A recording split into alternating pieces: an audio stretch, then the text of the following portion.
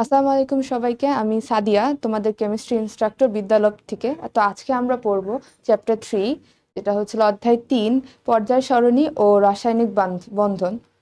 তো শুরু করি।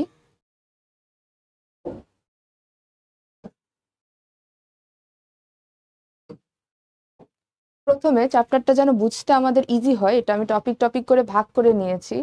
প্রথম টপিকে আমরা পড়বো পিরিয়ডিক টেবিল, যেটা পর্যায় সারণী। দেন হচ্ছিল পিরিয়ডিক প্রপার্টিজ পর্যায় সারণীর যে প্রপার্টিগুলো আছে ওগুলো পড়বো, অ্যান্ড অক্সাইডের নেচারগুলো পড়বো। এরপর আমরা পড়বো হাইব্রিডাইজেশন, ডি ব্লক এলিমেন্টসের অ্যান্ড কমপ্লেক্স কম্পাউন্ড। আমরা জানি হাইব্রিডাইজেশন অনেক ইম্পর্টেন্ট একটা টপিক, এটা হচ্ছিল মাস্ট আসা একটা টপিক, বোর্ডের সব ধরনের বোর্ড পরীক্ষায় এটা আসেই মাস্ট। দেন এটার পরে আমরা পড়বো আরেকটা ইম্পর্টেন্ট টপিক, এটা ছিল chemical bonds, Fajans rules and dipole, এটাও ইম্পর্টেন্ট একটা টপিক। তো আজকে আমরা পিরিয়ডিক টেবিল দিয়ে স্টার্ট করব, ঠিক আছে?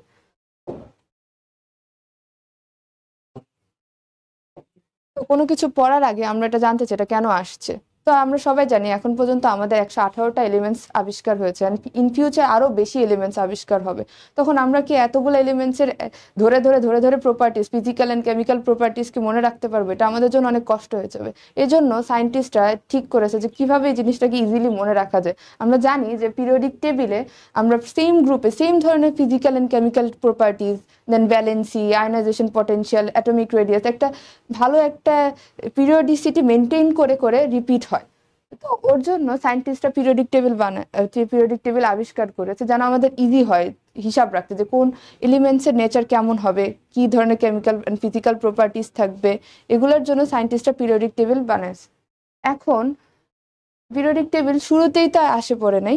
তো first of all periodic table নিয়ে যে ট্রাই করেছে পিরিয়ডিক টেবিল বানানোর জন্য, ওটা হচ্ছিল ডবরেনার।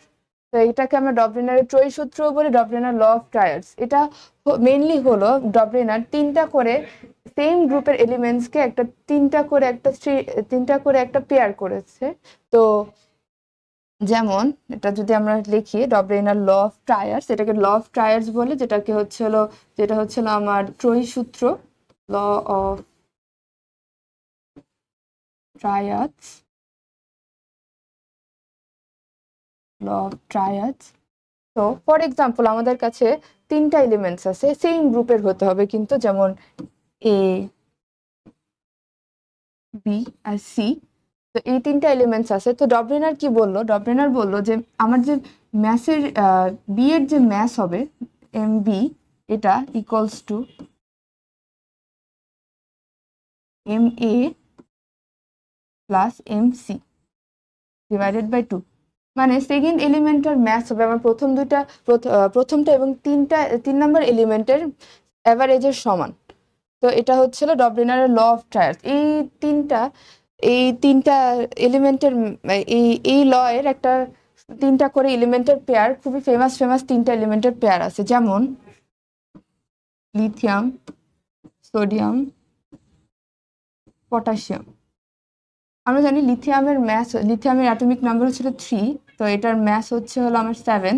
পটাশিয়ামের অ্যাটমিক নাম্বার হচ্ছিল 19, এটার ম্যাস হলো আমার 37। আর এটা হলো আমার 11, এটার ম্যাস হচ্ছিল 23।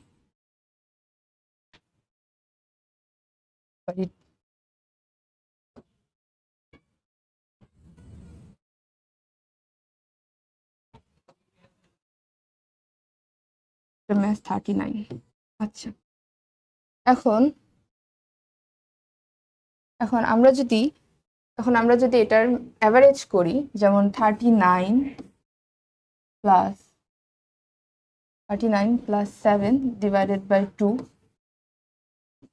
ইকুয়ালস টু আমরা পাবো 23, যেটা হচ্ছে ঠিক এই মিডল এলিমেন্টের ম্যাস নাম্বারের সমান। তো ডবলিনার এটা বলে গেছে যে যদি আমরা প্রথম আর থার্ড এলিমেন্টের যদি মিন করি অথবা অ্যাভারেজ বের করি, তাইলে আমরা সেকেন্ড এলিমেন্টের ম্যাস নাম্বারটা পাবো। এরকম আরেকটা ফেমাস ট্রায়াড আছে, যেটা ক্লোরিন, ব্রোমিন অ্যান্ড আয়োডিন, এই তিনটা আছে। তো এখান থেকে এই দুইটার ম্যাথ যদি আমরা হিসাব করি, তাহলে আমরা ব্রোমিনের ম্যাথ পাবো। ক্লোরিনের ম্যাথ আমার 35.5, ব্রোমিনের ম্যাথ আমার 80.5, ওকে। আর আয়োডিনের ম্যাথ 127, ঠিক আছে। তো এখন আমরা যদি 35.5 প্লাস 127 করি এন্ড এটা দিয়ে যদি ভাগ করি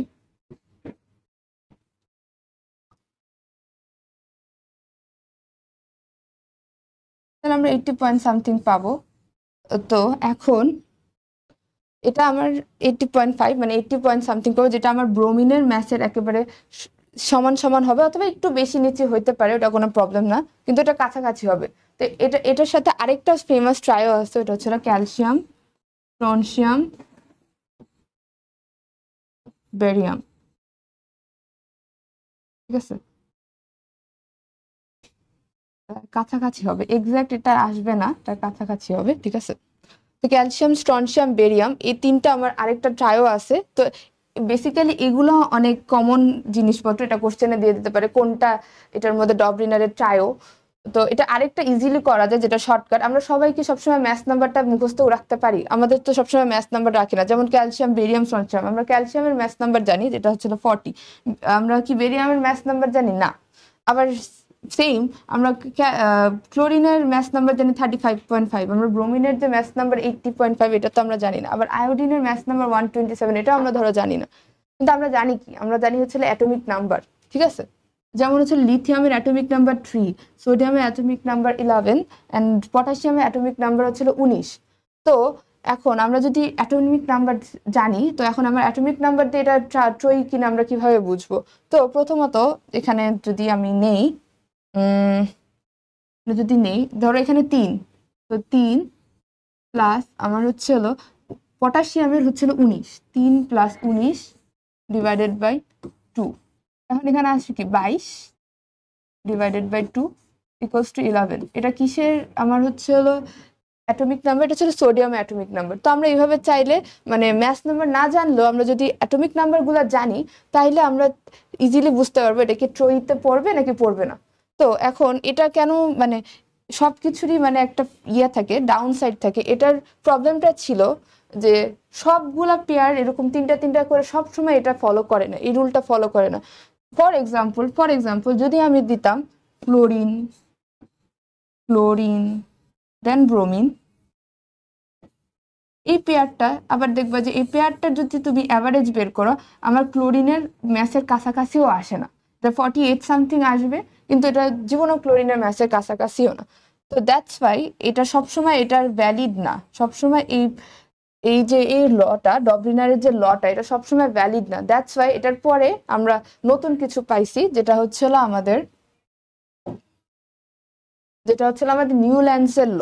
ঠিক আছে, নিউল্যান্ডসের ওটা ল অফ অক্টেভস, ওটাকে আমরা বলি ল অফ অক্টেভস। যেমন এখানে আমার lithium, beryllium, boron, carbon, nitrogen, oxygen, chlorine. আচ্ছা, নিউল্যান্ড যখন লটা দিয়েছে তখন কিন্তু আমাদের এখনো নোবেল গ্যাস, মানে নোবেল গ্যাস আবিষ্কৃত হয় নাই। তো যখন এই লটা দিছে তখন আবিষ্কৃত হয় নাই। তো এখানে নোবেল গ্যাস আমি অ্যাড করলাম না, কারণ ক্লোরিনের পরে আমরা জানি নিয়ন আসে, তো আমি এটা অ্যাড করি নাই। তো নিউল্যান্ডের মতে আবার এখানে যদি লিথিয়ামের পরে দেখি sodium, magnesium, aluminium, silicon, phosphorus, sulphur, chlorine. আচ্ছা, এখন আমরা দেখতে পারতেছি লিথিয়ামের পরে সোডিয়াম কয়টা এলিমেন্টস পরে আসে? 1, 2, 3, 4, 5, 6, মানে 7। মানে এই লিথিয়াম সহ সোডিয়ামটা আসতেছে আমার 7টা এলিমেন্টস পরে, মানে সোডিয়ামটা আমার 8 নাম্বার এলিমেন্ট। ঠিক আছে, তো এটাকে আমরা যেহেতু 8 নাম্বার এলিমেন্ট পর পর আমার একটা সেম টাইপের এলিমেন্ট, যেমন লিথিয়াম একটা মেটাল, সোডিয়াম একটা মেটাল, এন্ড এদের বোথ ব্যালেন্স হচ্ছিল 1, মানে সেম টাইপের জিনিস আমরা 8টা ঘর পর পর পর পর পাচ্ছি। দ্যাটস ওয়াই এটাকে আমরা ল অফ অক্টেভস বলবো। যেমন আমরা সারেগামা পড়ি, সারেগামাতে সা প্রথম সুর, আবার লাস্টের সুরটা আমরা সায়ের নিচেই পাই, মানে অষ্টম সুরটাও সায়ের মতোই থাকে। সেম ওই মিউজিকের সাথে রিলেট করেই নিউল্যান্ডস এই লটা দিয়েছে, ল অফ অক্টেভস, যেখানে হচ্ছিল প্রতি 8টা এলিমেন্টস পর পর আমার হচ্ছিল সেম প্রপার্টি রিপিট হচ্ছে। এখানে আমরা পিরিয়ডিসিটি জিনিসটাও বুঝতে পারি। পিরিয়ডিসিটি জিনিসটা কি? আমরা পিরিয়ডিক মোশন সম্পর্কে জানি যে একটা সার্টেন টাইম ইন্টারভ্যাল পর পর, একটা নির্দিষ্ট সময় পর পর যদি কোনো বস্তু সেম দশায় থেকে যদি সেম কাজ করে তাকে আমরা পিরিয়ডিক মোশন বলি। সেম দূরত্ব বলো, সেম সেম যে কোনো কিছু সেম জিনিসই করলে একটা সার্টেন টাইম ইন্টারভ্যাল পর পর ওটাকে আমরা পিরিয়ডিক মোশন বলি। তো সেম পিরিয়ডিসিটিও সেম, যে কিছু সার্টেন টাইম পর পর যদি same characteristics physical and chemical properties যদি রিপিট করে, অথবা সার্টেন টাইম পর পর যদি অ্যাটমিক রেডিয়াস ইনক্রিজ করে ডিক্রিজ করে, আয়নাইজেশন পটেনশিয়াল ইনক্রিজ করে ডিক্রিজ করে, তখন আমরা বলতে পারি এটা পিরিয়ডিসিটি, যেটা এখানে মেনটেন করে। যেমন লিথিয়াম 1 2 3 4 5 6 7 8, মানে 8 নম্বর এলিমেন্টেতে যেমন আমার সোডিয়াম পাচ্ছে, সোডিয়ামের পরে কি আমার পটাশিয়াম, তো পটাশিয়াম আবার দেখো 1 2 3 4 5 6 7 8, মানে 8 নম্বর এলিমেন্ট আছে আবার পটাশিয়াম, মানে আবার গ্রুপ 1 এর এলিমেন্টস আমরা প্রতি 8 নাম্বারটাতে আমরা হচ্ছে আবার রিপিটেড পটাশিয়াম, মানে রিপিটেড একটা সেম জিনিস পাচ্ছি। যেমন হচ্ছিল বেরিলিয়ামের পরে যদি 1 2 3 4 5 6 7 8, এইটা যে আবার আমরা ম্যাগনেসিয়াম পাইতেছি। দেন হচ্ছে হলো ক্যালসিয়াম যদি অ্যাড করি, দেন আবার দেখো 8 নাম্বারে যেই আমরা ক্যালসিয়াম পাচ্ছি। তো এই জিনিসটা দেখে নিউল্যান্ডস এই লটা প্রপোজ করে, যেটা হচ্ছে ল অফ অক্টেভস। ঠিক আছে, তো এখন এটার সমস্যাটা কি? আমরা জানি সবকিছু সমস্যার ধরা পড়ে, এরপর আমরা নতুন একটা ল আবিষ্কার করে। তো এটার প্রবলেমটা হলো, বললাম যে আমরা এখানে নোবেল গ্যাস অ্যাড করিনি, নোবেল গ্যাস তখন পর্যন্ত আবিষ্কৃত হয় না। প্রবলেমটা হচ্ছে যখন নোবেল গ্যাস আবিষ্কার হয়ে গেছে, যেটা হচ্ছিল এগুলা হচ্ছিল 19th সেঞ্চুরির লস, আর নোবেল গ্যাস আবিষ্কার হচ্ছে আমার 20th সেঞ্চুরিতে, 1900 সালের পরে আমার নোবেল গ্যাস আবিষ্কার হয়ে গেছে। যখন আমি এখানে নোবেল গ্যাসটা অ্যাড করে দিব, যেমন হচ্ছে ফ্লোরিনের পরে আমার হচ্ছিল নিয়ন আসে, যদি আমরা এখানে নিয়ন অ্যাড করে দিই, আবার এখানে ক্লোরিনের পরে আর্গন অ্যাড করে দিই, এখানে আমার কিন্তু নোবেল গ্যাস অ্যাড হয়ে যেতেছে। এখন কিন্তু আমার ল অফ অক্টেভ স্টার চলতেছে না, কারণ প্রতিটা 9 নম্বর এলিমেন্টে যে আমার রিপিট হইতেছে। ঠিক আছে, ঠিক আছে, তো এখানে আমার 9 নম্বর এলিমেন্টে যা রিপিট হচ্ছে, তো ওনার নামের সাথেই তো ওনার ইয়েটা মিলতেছে না, লটা মিলতেছে না। ঠিক আছে, আবার এটাকে নন এমসও বলা যাবে না, কারণ হচ্ছে হলো এই জিনিসটা সবগুলো এলিমেন্টস এর জন্য খাটে না, কারণ এখানে পরে আবার আমার ডি ব্লক এর এলিমেন্ট চলে আসে, আবার এফ ব্লকের এলিমেন্ট চলে আসে, তো সব এলিমেন্টস এর জন্য এই লটা আর খাটে না। তো এর জন্য এই লটটা এখানেই বাদ, তো এখানেই বাদ। তো এরপরে এরপরে একজন ফেমাস সায়েন্টিস্ট আসে, যেটা আমরা মানে খুবই কমনলি আমরা জানি, তার নাম হচ্ছে ডিমিট্রি মেন্ডেলিভ। তিনি একটা তিনি একটা পিরিয়ডিক টেবিল প্রপোজ করেন, যেটা ওনার সবচেয়ে বড় ইয়ে ছিল, মানে ক্রেডিট ছিল, যে উনি সবগুলা এলিমেন্টসকে ওনার টেবিলে প্লেস দিতে পারছে। কারণ তখন পর্যন্ত নিউল্যান্ডস ডবলিনার যাই বলো, ওখানে তোমার হচ্ছিল সব এলিমেন্টস ওরা জায়গা দিতে পারে না, কিছু কিছু ফলো করছে ওদের রুল, কিছু কিছু ফলো করে না। কিন্তু ডিমিট্রি মেন্ডেলিভের যে টেবিল, ওখানে উনি পুরা 63 এলিমেন্টসটাকে অনেক সুন্দর করে তোমার সাজাইতে পারছে। ঠিক আছে, যদিও অনেক ফ্লজ আছে, বাট ওনার টাইম অনুযায়ী এটা অনেক ভালো একটা ডিসকভারি ছিল। তো ডিমিট্রি মেন্ডেলিভ 1869-এ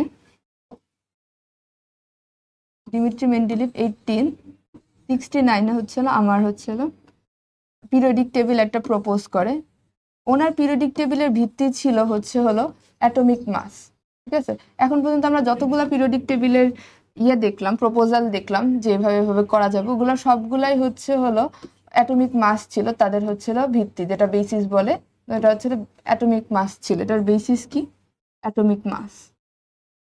উনি এই জিনিসটা অ্যাটমিক মাস অনুযায়ী সাজানোর চেষ্টা করছে, অ্যাটমিক মাস। ঠিক আছে, এই জিনিসটা উনি অ্যাটমিক মাস অনুযায়ী কিন্তু রেডি করার চেষ্টা করছে। তো ওনার সময় পর্যন্ত আমরা কতগুলো এলিমেন্টস দেখছিলাম? ওনার সময় পর্যন্ত আমরা পেয়েছিলাম 63টা এলিমেন্টস, যেটা উনি ওনার পিরিয়ডিক টেবিলে সবগুলা প্লেস মতো বসাইতে পারছে, যেভাবেই হোক বসাইতে পারছে। তো এটা ওনার একটা ক্রেডিট। এরপর ওনার পিরিয়ডিক টেবিলে ছিল পিরিয়ড ছিল আমার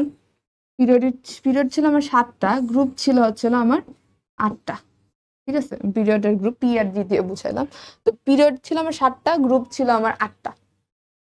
আচ্ছা ঠিক আছে, আবার আমরা কি জানি না যে এ বি মানে সাব গ্রুপ করে, এ বি সাব গ্রুপটা ওনার টেবিল থেকে আসছে। ঠিক আছে, পি ব্লক এন্ড এস ব্লককে আমরা এ সাব গ্রুপ বলতে পারি, এন্ড ডি আর এফ ব্লককে আমরা বি সাব গ্রুপ বলতে পারি। এটাও উনি বলছে।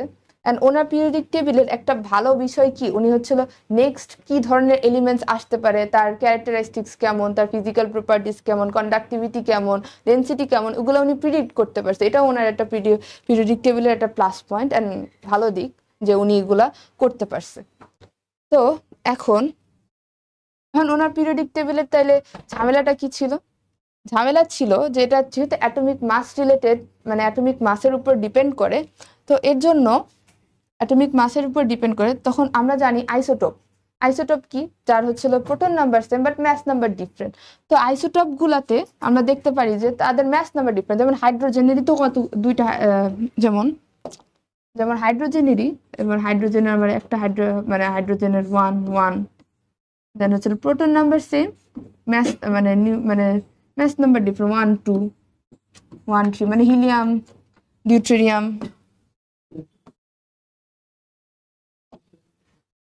ট্রিটিয়াম।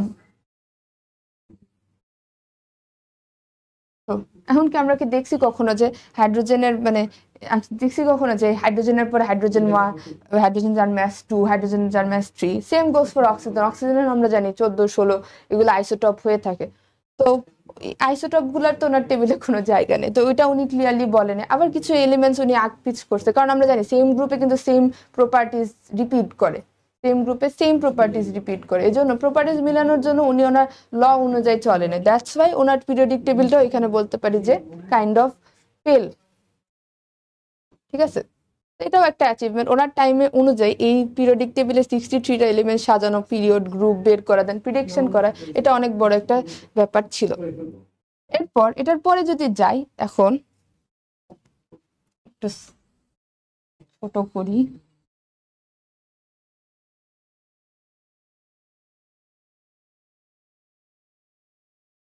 এখানে সাইডে রাখি। হ্যাঁ, এখন এরপরে যদি যাই আমরা, এরপরে আমরা অনেক ফেমাস একটা সায়েন্টিস্ট হেনরি মসলে 1913 সালে, 1913 সালে তার পিরিয়ডিক টেবিল দেয়, যেটা হচ্ছিল, যেটার ভিত্তি হচ্ছিল অ্যাটমিক নাম্বার।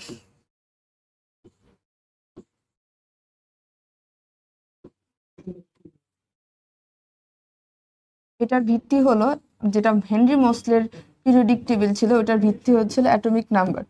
এখন পর্যন্ত মেন্ডেলিভ পর্যন্ত আমরা অ্যাটমিক ম্যাস হিসাব করে যাচ্ছি, যে আমরা মনে করতাম যে পিরিয়ডিসিটি একটা ফাংশন, মানে periodicity is a function of atomic mass. But যখন হেনরি মসলে, এটা একটা মানে কোয়ান্টাম সায়েন্টিস্ট হেনরি মসলে, মানে হেনরি মসলে লিখি, হেনরি মসলে,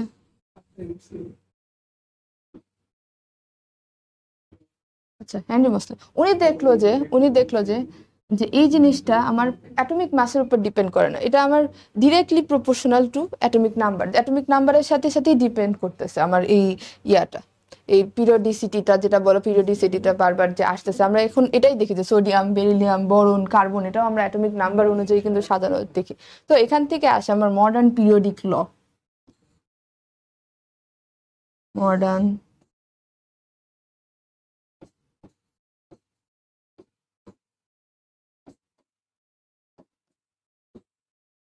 এখান থেকে আসে আমার মডার্ন পিরিয়ডিক ল। মডার্ন পিরিয়ডিক ল এর বেসিস কি? এ অ্যাটমিক নাম্বার। ঠিক আছে, বল এই মডার্ন পিরিয়ডিক ল এটাই যে আমার হচ্ছে হলো আমার পিরিয়ডিসিটি হচ্ছে is a function of atomic number, মানে অ্যাটমিক নাম্বারের সাথে সাথে আমার হচ্ছে হলো পিরিয়ডিসিটি থাকবে। তো এটার পরে আসে বোর। এরপরে একটা গ্রুপ অফ কোয়ান্টাম মেকানিক্স এর সায়েন্টিস্টরা আসে, যারা হচ্ছে পিরিয়ডিক টেবিলটা ডেভেলপ করে। তো এটার মধ্যে সবচেয়ে জনপ্রিয়, যার নামে দেওয়া হয়েছে পরের টেবিলটা, ওটা হচ্ছে বোরস পিরিয়ডিক টেবিল। বোরস পিরিয়ডিক টেবিলের পিরিয়ড হচ্ছিল আমার, আচ্ছা বোরস পিরিয়ডিক টেবিল আগে লিখি।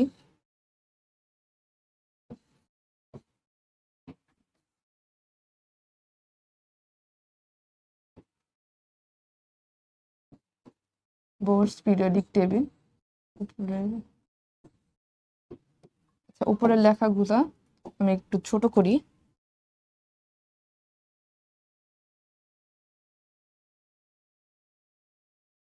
হ্যাঁ, ছোট ছোট, এই সাইডে থাক, এটা লাগবে না আমার।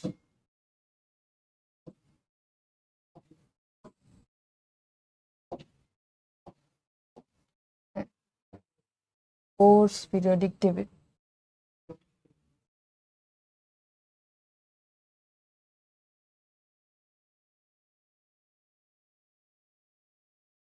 না আসে হেনরি মোসলের পরে আমার আসে বোরস পিরিয়ডিক টেবিল। এখন বোরস পিরিয়ডিক টেবিলে আমার ছিল পিরিয়ড ছিল, যদি পিরিয়ড বলি, পিরিয়ড হচ্ছে আমার 7টা, গ্রুপ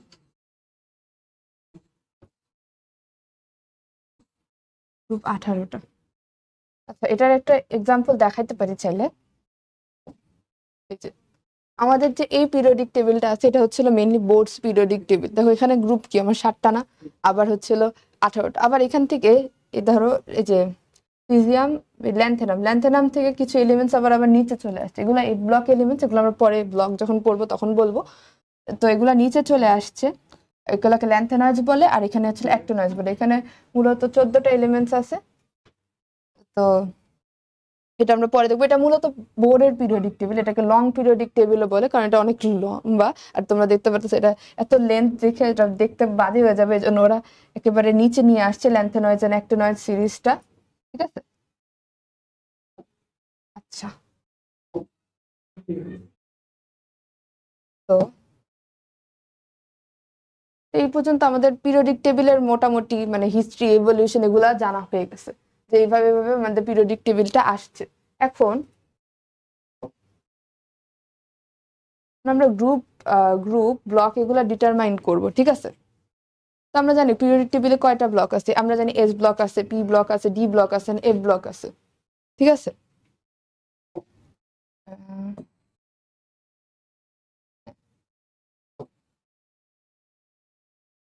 এখন দেখতে পারতেছো এটা আমার পিরিয়ডিক টেবিল।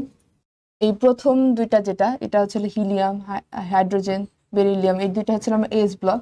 এখান থেকে আমার হচ্ছে পি ব্লক, এখানে লেখাই আছে পি ব্লক।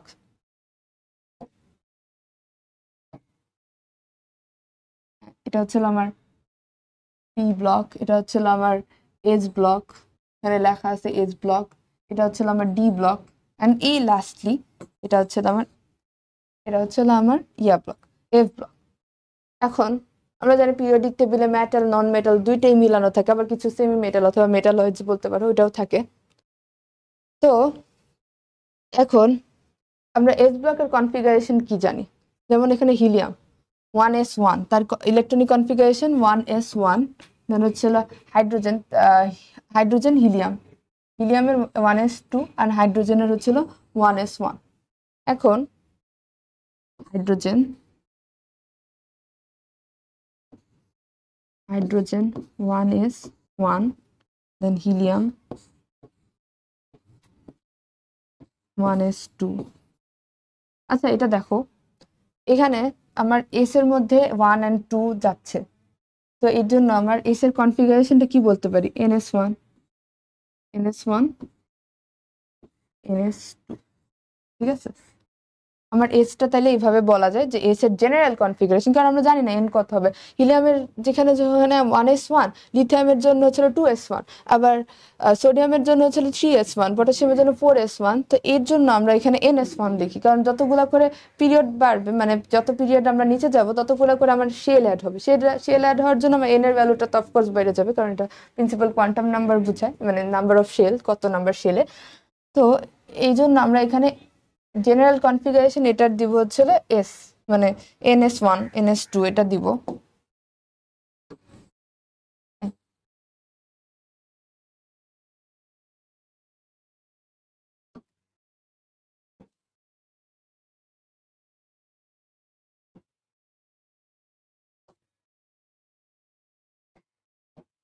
আচ্ছা ভাইয়া, স্ক্রিন লকটা করে দেন, এটা সরে যাচ্ছে। তো এখন আমরা এটাকে একটু ছোট করি, ছোট করে আমরা পি ব্লকে চলে যাই। ঠিক আছে। ও, আমরা মুছিয়ে দিলাম, সরি। আন্ডু করি, এখন আবার সিলেক্ট করি। হুম, ছোট, একটু ছোট করি। হুম, এখন আমরা যদি পি ব্লকের কিছু এলিমেন্টস দেখি, যেমন নিয়ন, আর্গন, এটা তো নোবেল গ্যাস। ধরো বোরন দেখি, বোরন, বোরনের ইলেকট্রনিক কনফিগারেশন, বোরনের নাম্বার হচ্ছে 5, পাই। তো মানে চলো 1s1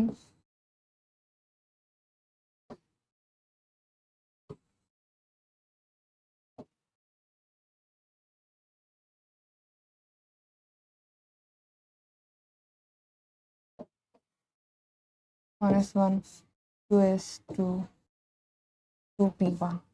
তো আমার লাস্ট এলিমেন্টটা কোথায়, লাস্ট ইলেকট্রনটা কোথায় গেছে? যেমন এস ব্লকের লাস্ট ইলেকট্রনটা কোথায় গেছে? এসে গেছে। যেমনই তেমনই পি ব্লকের লাস্ট ইলেকট্রন পি ব্লকেই যাবে, ডি ব্লকের লাস্ট ইলেকট্রন ডি ব্লকেই যাবে, এফ ব্লকের লাস্ট ইলেকট্রন এফ এফ অরবিটালেই যাবে। ঠিক আছে? তো অরবিটালে যে অরবিটালে লাস্ট ইলেকট্রন যায় আমরা নাম ওই অরবিটালের সাথেই দিই। যেমন এসে আমার লাস্ট ইলেকট্রন গেছে হিলিয়ামের, তো এটা এস ব্লক এলিমেন্টে। দেন হচ্ছে লিথিয়ামের এসে আমার হচ্ছে লাস্ট ইলেকট্রন গেছে লিথিয়ামের, তো এটা এস ব্লক এলিমেন্ট। সেম বোরনের হচ্ছে লাস্ট ইলেকট্রন গেছে পি ব্লকে, তো এটা আমার পি ব্লক এলিমেন্ট। অ্যালুমিনিয়ামের লাস্ট ইলেকট্রন গেছে আমার পি ব্লকের, তো এটা পি ব্লক এলিমেন্ট। তো এখন এখানে 2p1 হয়ে গেছে, তো এটা আমার পি ব্লক এলিমেন্ট। তো এই গ্রুপ থেকে গ্রুপ 13 থেকে গ্রুপ 18 পর্যন্ত ছিল আমার পি ব্লক এলিমেন্ট, এন্ড 3 থেকে 12 পর্যন্ত ছিল আমার ডি ব্লক এলিমেন্ট। আচ্ছা, এখন এখানে কিছু এমসিকিউ আছে যে মেটাল কয়টা পিরিয়ডিক টেবিলে? 94টা। নন মেটাল কয়টা? 18টা। মেটালয়েডস কয়টা? 6টা। মেটালয়েডস কোনগুলা? এই যে এগুলা, যেটা হচ্ছে বরন, সিলিকন, জার্মেনিয়াম, আর্সেনিক। এখানে এটা ভুল হয়েছে, সিবিয়াম হবে, এটা বি হবে।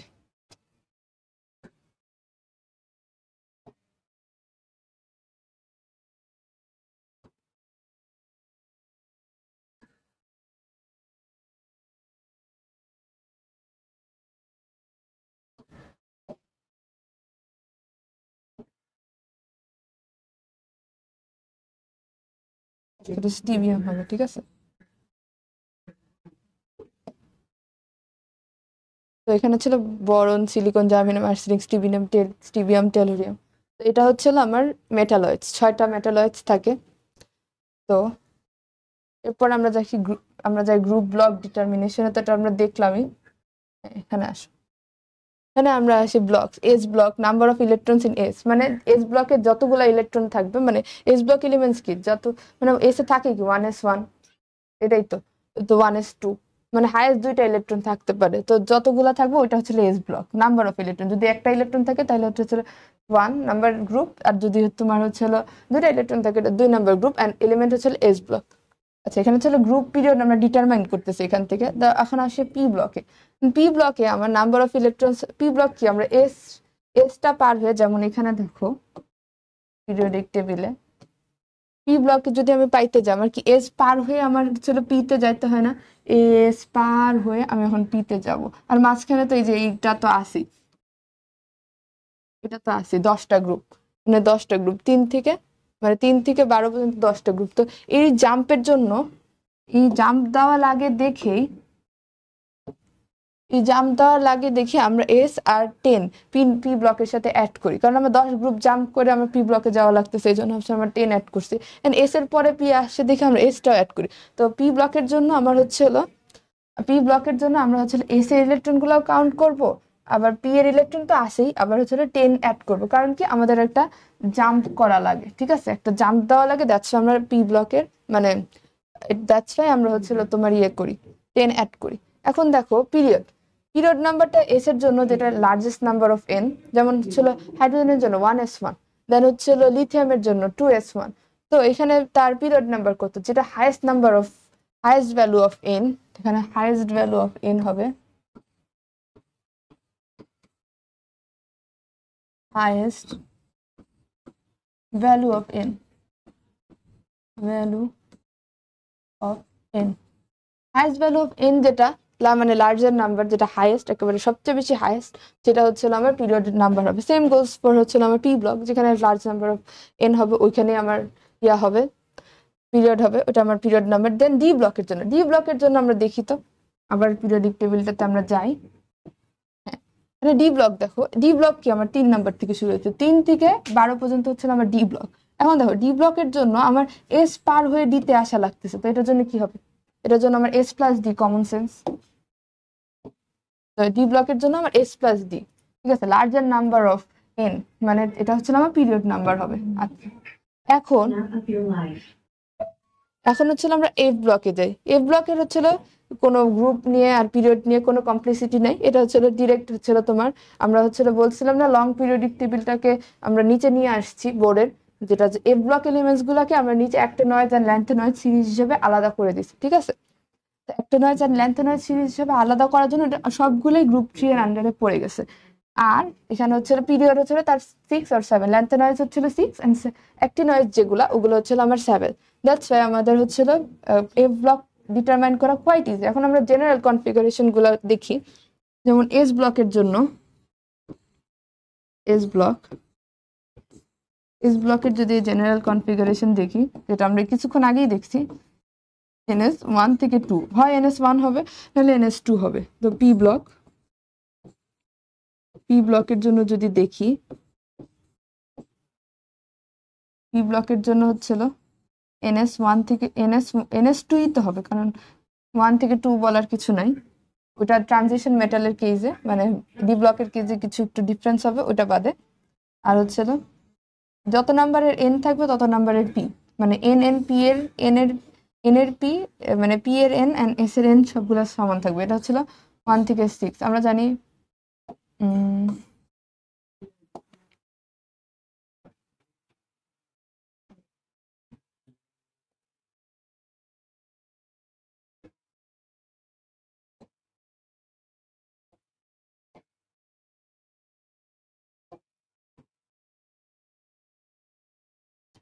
তো ভাইয়া এখানে বারবার চলে যাচ্ছে। আচ্ছা, আমরা হচ্ছিল আবার দেখতেছিলাম যে মানে এস আর পি ডি এফ এটা জেনারেলাইজড ভার্সনটা ইলেকট্রনিক কনফিগারেশনে। তো আবার দেখি আর কি এস এর জন্য যদি করি, তাহলে হচ্ছিল NS122, মানে হয় একটা থাকবে এস এ, নাহলে দুইটা থাকবে, ঠিক আছে। তখন পি এর জন্য করি, আমরা জানি পি এর জন্য আমাদের এস পার হয়ে যেতে হয়, তো এখানে এস ফুলি থাকবে, ঠিক আছে। NS2 NP126, আমরা জানি পিতে হচ্ছিল 3টা হচ্ছিল অরবিটাল থাকে এন্ড হচ্ছিল ওটার মধ্যে 6টা ইলেকট্রন থাকে। তো এখানে হচ্ছিল আমার NS126, মানে NP126 এন্ড NS2 থাকবে। যদি আমরা ডিতে যাই, ডিতে হবে আমার N-1 ডি 1 2, ডিতে আমার 10টা থাকে, NS2 NP6, ঠিক আছে। এটা হচ্ছে ডি এর কনফিগারেশন। আর যদি এখানে যদি এফ অ্যাড হয় ইলেকট্রনিক কনফিগারেশনে, তখন কি করবে? যদি এখানে আমার এফ অরবিটাল অ্যাড হয়, তো N-2 এফ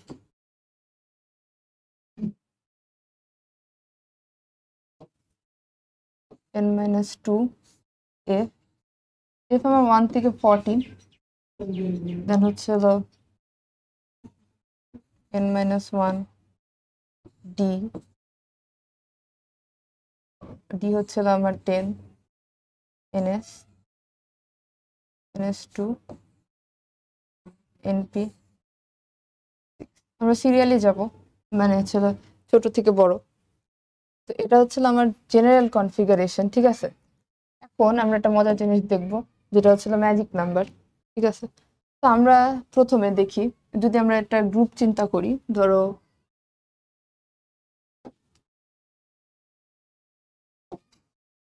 হাইড্রোজেন, এখান থেকে স্টার্ট করি। Hydrogen, lithium, sodium, potassium, rubidium, caesium, francium, ঠিক আছে। আচ্ছা, এখন আমরা যদি একটা জাস্ট আমরা এইদিকে নিব, তো পটাশিয়াম,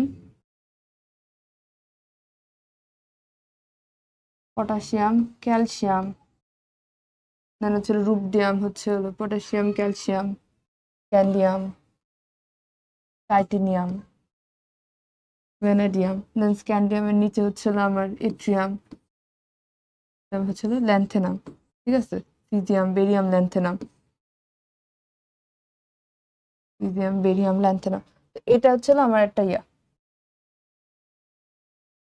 স্ট্রনশিয়াম, এটাও কমপ্লিট করে দিই।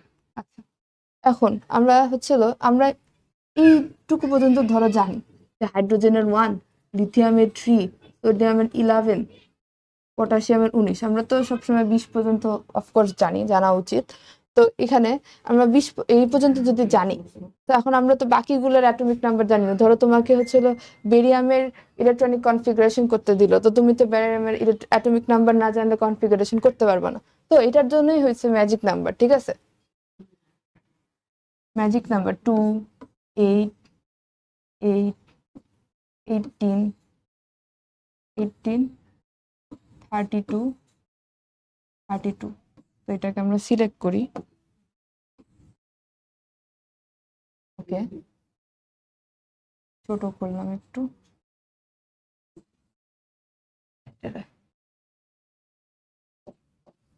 আচ্ছা, এখন দেখি এখানে হচ্ছে হাইড্রোজেন হচ্ছিল আমার হাইড্রোজেন আমার 1-এ। তো এটার পরে নেক্সট এলিমেন্ট আমরা কত পাইলাম? নেক্সট এলিমেন্ট হচ্ছে আমার 3 নাম্বার, মানে 3 নাম্বার। তো এটার সাথে আমরা কত অ্যাড করছি? +2 অ্যাড করছি, ঠিক আছে? আবার এখানে হচ্ছিল সোডিয়াম 11, এটার সাথে আমরা কত অ্যাড করছি? +8 অ্যাড করছি। ওকে, আচ্ছা আমার পটাশিয়াম কি আমার 19, 19-এর সাথে আমরা কত অ্যাড, মানে 19, তো 11-এর সাথে কত অ্যাড করলে 8 অ্যাড করছি, তো এখানে 8। আচ্ছা, এখন 19-এর সাথে আমরা কত অ্যাড করলে? রুবিডিয়াম। আচ্ছা, রুবিডিয়ামের 19-এর সাথে এখন আমরা এটা জানি না, এখন আমরা বের করব, ঠিক আছে? 19-এর সাথে যদি এখন আমি 8 8 চলে গেছে, 8 8 চলে গেছে, এখন আমি 19-এর সাথে 18 অ্যাড করব। 19 আর এখানে 18 যদি অ্যাড করি,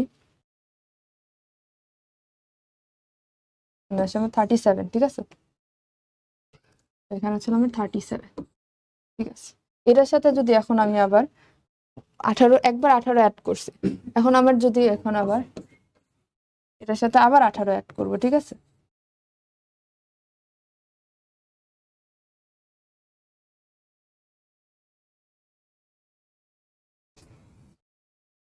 এবার এইভাবে 18 অ্যাড করব, তো হচ্ছিল 47, দেন হচ্ছিল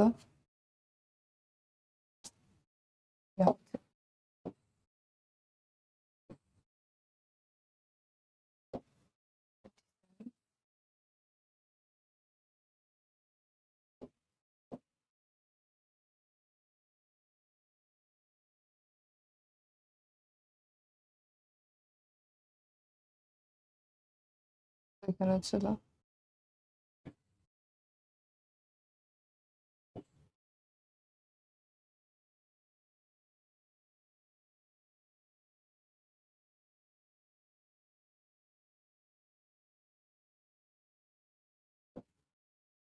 তো এখানে ওটার সাথে আমরা আবার 32 অ্যাড করলে এখানে হচ্ছে আমার আল্লাহ। আচ্ছা ভাইয়া, এই পার্টটা একটু, এখন আমরা হচ্ছে গ্রুপ ম্যাজিক নাম্বারটা দেখবো। ম্যাজিক নাম্বারের জন্য প্রথমে আমি ধরো ম্যাজিক নাম্বার আমাদের পিরিয়ডিক ইলেকট্রনিক কনফিগারেশন অনেক হেল্প করবে। তো ম্যাজিক নাম্বার হচ্ছে আমার 2, 8, 8, 18, 18, 32, 32। আচ্ছা, এটা আমার ম্যাজিক নাম্বার, আমরা এইভাবে অ্যাড করব। তো এখন ধরো আমি হচ্ছে গ্রুপ 18 নিই, ঠিক আছে? গ্রুপ 18 ধরো নিই, ধরো হিলিয়াম আছে আমার এখানে helium, neon, argon, krypton, xenon and radon, এরপর অর্গানেসন, রেডিও অ্যাক্টিভ যদিও। আচ্ছা, এখন দেখো হিলিয়ামের আমার অ্যাটমিক নাম্বার কত? 2, নিয়নের হচ্ছিল 10, আর্গনের হচ্ছিল আমার 18, ক্রিপ্টনের হচ্ছিল 36, জেননের হচ্ছিল 54, রেডনের হচ্ছে 87, অর্গানেসনের হচ্ছে 118। আচ্ছা, এখন আমরা সবগুলার তো জানি না, ঠিক আছে? তো সবগুলা ধরো আমরা হচ্ছে এই আর্গন পর্যন্ত জানি, বাট হচ্ছে এই নিচের গুলার জানি না। তো ওটার জন্য আমাদের ম্যাজিক নাম্বার, তো প্রথমটা কি 2, তো প্রথমটা তো চলেই গেল। এরপর 10, এটার পরে আমরা 8 অ্যাড করলে আমরা 10 পাবো। এরপর যদি আমরা আবার 8 অ্যাড করি, তাহলে হচ্ছে আমরা 10, মানে আবার 18 পাবো। এটার পরে আমরা যদি 18 অ্যাড করি আবার 36 পাবো। এরপর আবার যদি 18 অ্যাড করি আমরা হচ্ছে 54 পাবো। এরপর আবার যদি আমরা 32 অ্যাড করি তাহলে আমরা 87 পাবো। এরপরে যদি আবার 32 অ্যাড করি আমরা হচ্ছে 118 পাবো, ঠিক আছে? তো এইভাবে ম্যাজিক নাম্বারটা কাজ করে, ঠিক আছে? জানা হচ্ছে আমরা ইজিলি ইলেকট্রনিক কনফিগারেশনটা করতে পারি। ইজিলি ইলেকট্রনিক, যেগুলো আমরা অ্যাটমিক নাম্বার জানি না, যেমন আমাকে ক্রিপ্টনের ইলেকট্রনিক কনফিগারেশন করতে বললে আমি অ্যাটমিক নাম্বার জানি না, তো এই জন্য আমরা যদি আর্গন পর্যন্ত জানি, আর এটা কোন পিরিয়ড এটা পর্যন্ত যদি জানি, এটা থার্ড পিরিয়ড, মানে 3-এর পরে এটার সাথে আমার 18 আবার অ্যাড করতে হবে, এটা যদি জানি তাইলে হচ্ছে হলো আমার, এটা যদি জানি তাইলে আমার খুবই ইজিলি আমি হচ্ছে এই জিনিসটা করতে পারবো। ঠিক আছে, এই ম্যাজিক নাম্বারের কনসেপ্ট চলে গেল। যেমন হচ্ছে স্ক্যান্ডিয়াম, ইট্রিয়াম, ল্যান্থেনাম। ঠিক আছে, এটা হচ্ছে আমার 3D সিরিজ, এটা ছিল আমার ডি ব্লকের এলিমেন্টস। তো ডি ব্লকের জন্য আসে, তো আমরা কি জানি ডি হচ্ছে n-1, n-1, যেহেতু এটা 3D সিরিজের, মানে n এর ভ্যালু কত এখানে 4, এখানে n এর ভ্যালু কত 4, যেহেতু এটা 3D সিরিজে আসে তো n এর ভ্যালু এখানে 4, n এর ভ্যালুটা আসলে এখানে 4। এখন স্ক্যান্ডিয়াম, ইটারবিয়াম এন্ড ল্যান্থেনাম। স্ক্যান্ডিয়ামের আমরা এটা জানি 21, আমরা এটা জানি না এটা কি, তো 4 নাম্বার কি 1 2 3 4 18, এটার সাথে আরো 18 অ্যাড করলে আমরা পাবো হচ্ছে হলো 39। 39 হচ্ছে আমার ইট্রিয়ামের, তো 39 হচ্ছে আমার অ্যাটমিক নাম্বার। এটার সাথে আবার 18 যদি অ্যাড করি তাহলে হচ্ছে আমরা পাবো 57, যেটা হচ্ছে আমার ল্যান্থেনামের ছিল আমার অ্যাটমিক নাম্বার। তো এইভাবে ম্যাজিক নাম্বার ইউজ করে আমরা খুব ইজিলি পারবো হচ্ছে তোমার বের করতে, ইলেকট্রনিক কনফিগারেশন তো করতেই পারবো, প্লাস হচ্ছে অ্যাটমিক নাম্বার গুলো জানলে তো ইলেকট্রনিক কনফিগারেশন অনেক ইজি হয়ে যায়। তো এইভাবে আমরা এটা কন্টিনিউ করতে পারবো। ঠিক আছে, এই ম্যাজিক নাম্বারের গেল। এখন আসো পিরিয়ডিক প্রপার্টিজ এর মধ্যে আরেকটা জিনিস আছে, যেটা হচ্ছে ডায়াগোনাল প্রপার্টিজ। এখন যদি আমরা ডায়াগোনাল প্রপার্টিজ জানতে চাই, এখানে ডায়াগোনাল প্রপার্টিজ বলতে কি আমরা জানি একটা ডায়াগোনাল এভাবে চাই, মানে স্কোয়ার, মানে রেক্টেঙ্গেল, যেগুলো বলে ডায়াগোনাল হচ্ছে আমার কোনাকুনি থাকে, তো কর্ণ বরাবর। তো কর্ণ বরাবর করলে লিথিয়ামের সাথে ম্যাগনেসিয়াম, বেরিলিয়ামের সাথে অ্যালুমিনিয়াম, বরনের সাথে সিলিকন, কার্বনের সাথে ফসফরাস। আচ্ছা, এদের সাথে সম্পর্ক আছে। আচ্ছা, ডায়াগোনাল প্রপার্টিজ মানে কি, ডায়াগোনালি তারা রিলেটেড, লিথিয়ামের সাথে ম্যাগনেসিয়াম রিলেটেড, বেরিলিয়ামের সাথে অ্যালুমিনিয়াম রিলেটেড, বরনের সাথে সিলিকন রিলেটেড, কার্বনের সাথে ফসফরাস রিলেটেড। তো ডায়াগোনালি এগুলো সব রিলেটেড কেন? আচ্ছা দেখো, এটা এই এই জিনিসটা জানার জন্য আমাদের চার্জ ডেনসিটির বিষয়টা জানা লাগবে। আমরা জানি এই সাইড থেকে যখন যাই, আমরা হচ্ছে লেফট থেকে রাইটে যাই, তখন আমরা জানি অ্যাটমিক সাইজ ছোট হয়। সেম আমরা যখন এই পাশে যাই আমাদের কিন্তু চার্জ নাম্বারটাও ভ্যারি করে। যেমন আমরা যদি লিথিয়ামের দেখি, লিথিয়ামের আমরা অ্যাটমিক সাইজটা ম্যাগনেসিয়ামের চেয়ে কম। ঠিক আছে, চার্জটা হচ্ছে হলো কম। ঠিক আছে, তাদের রেশিও থাকে। আবার এখানে ম্যাগনেসিয়ামের সাইজ কিন্তু বড়, আবার ম্যাগনেসিয়ামের চার্জ কি +2।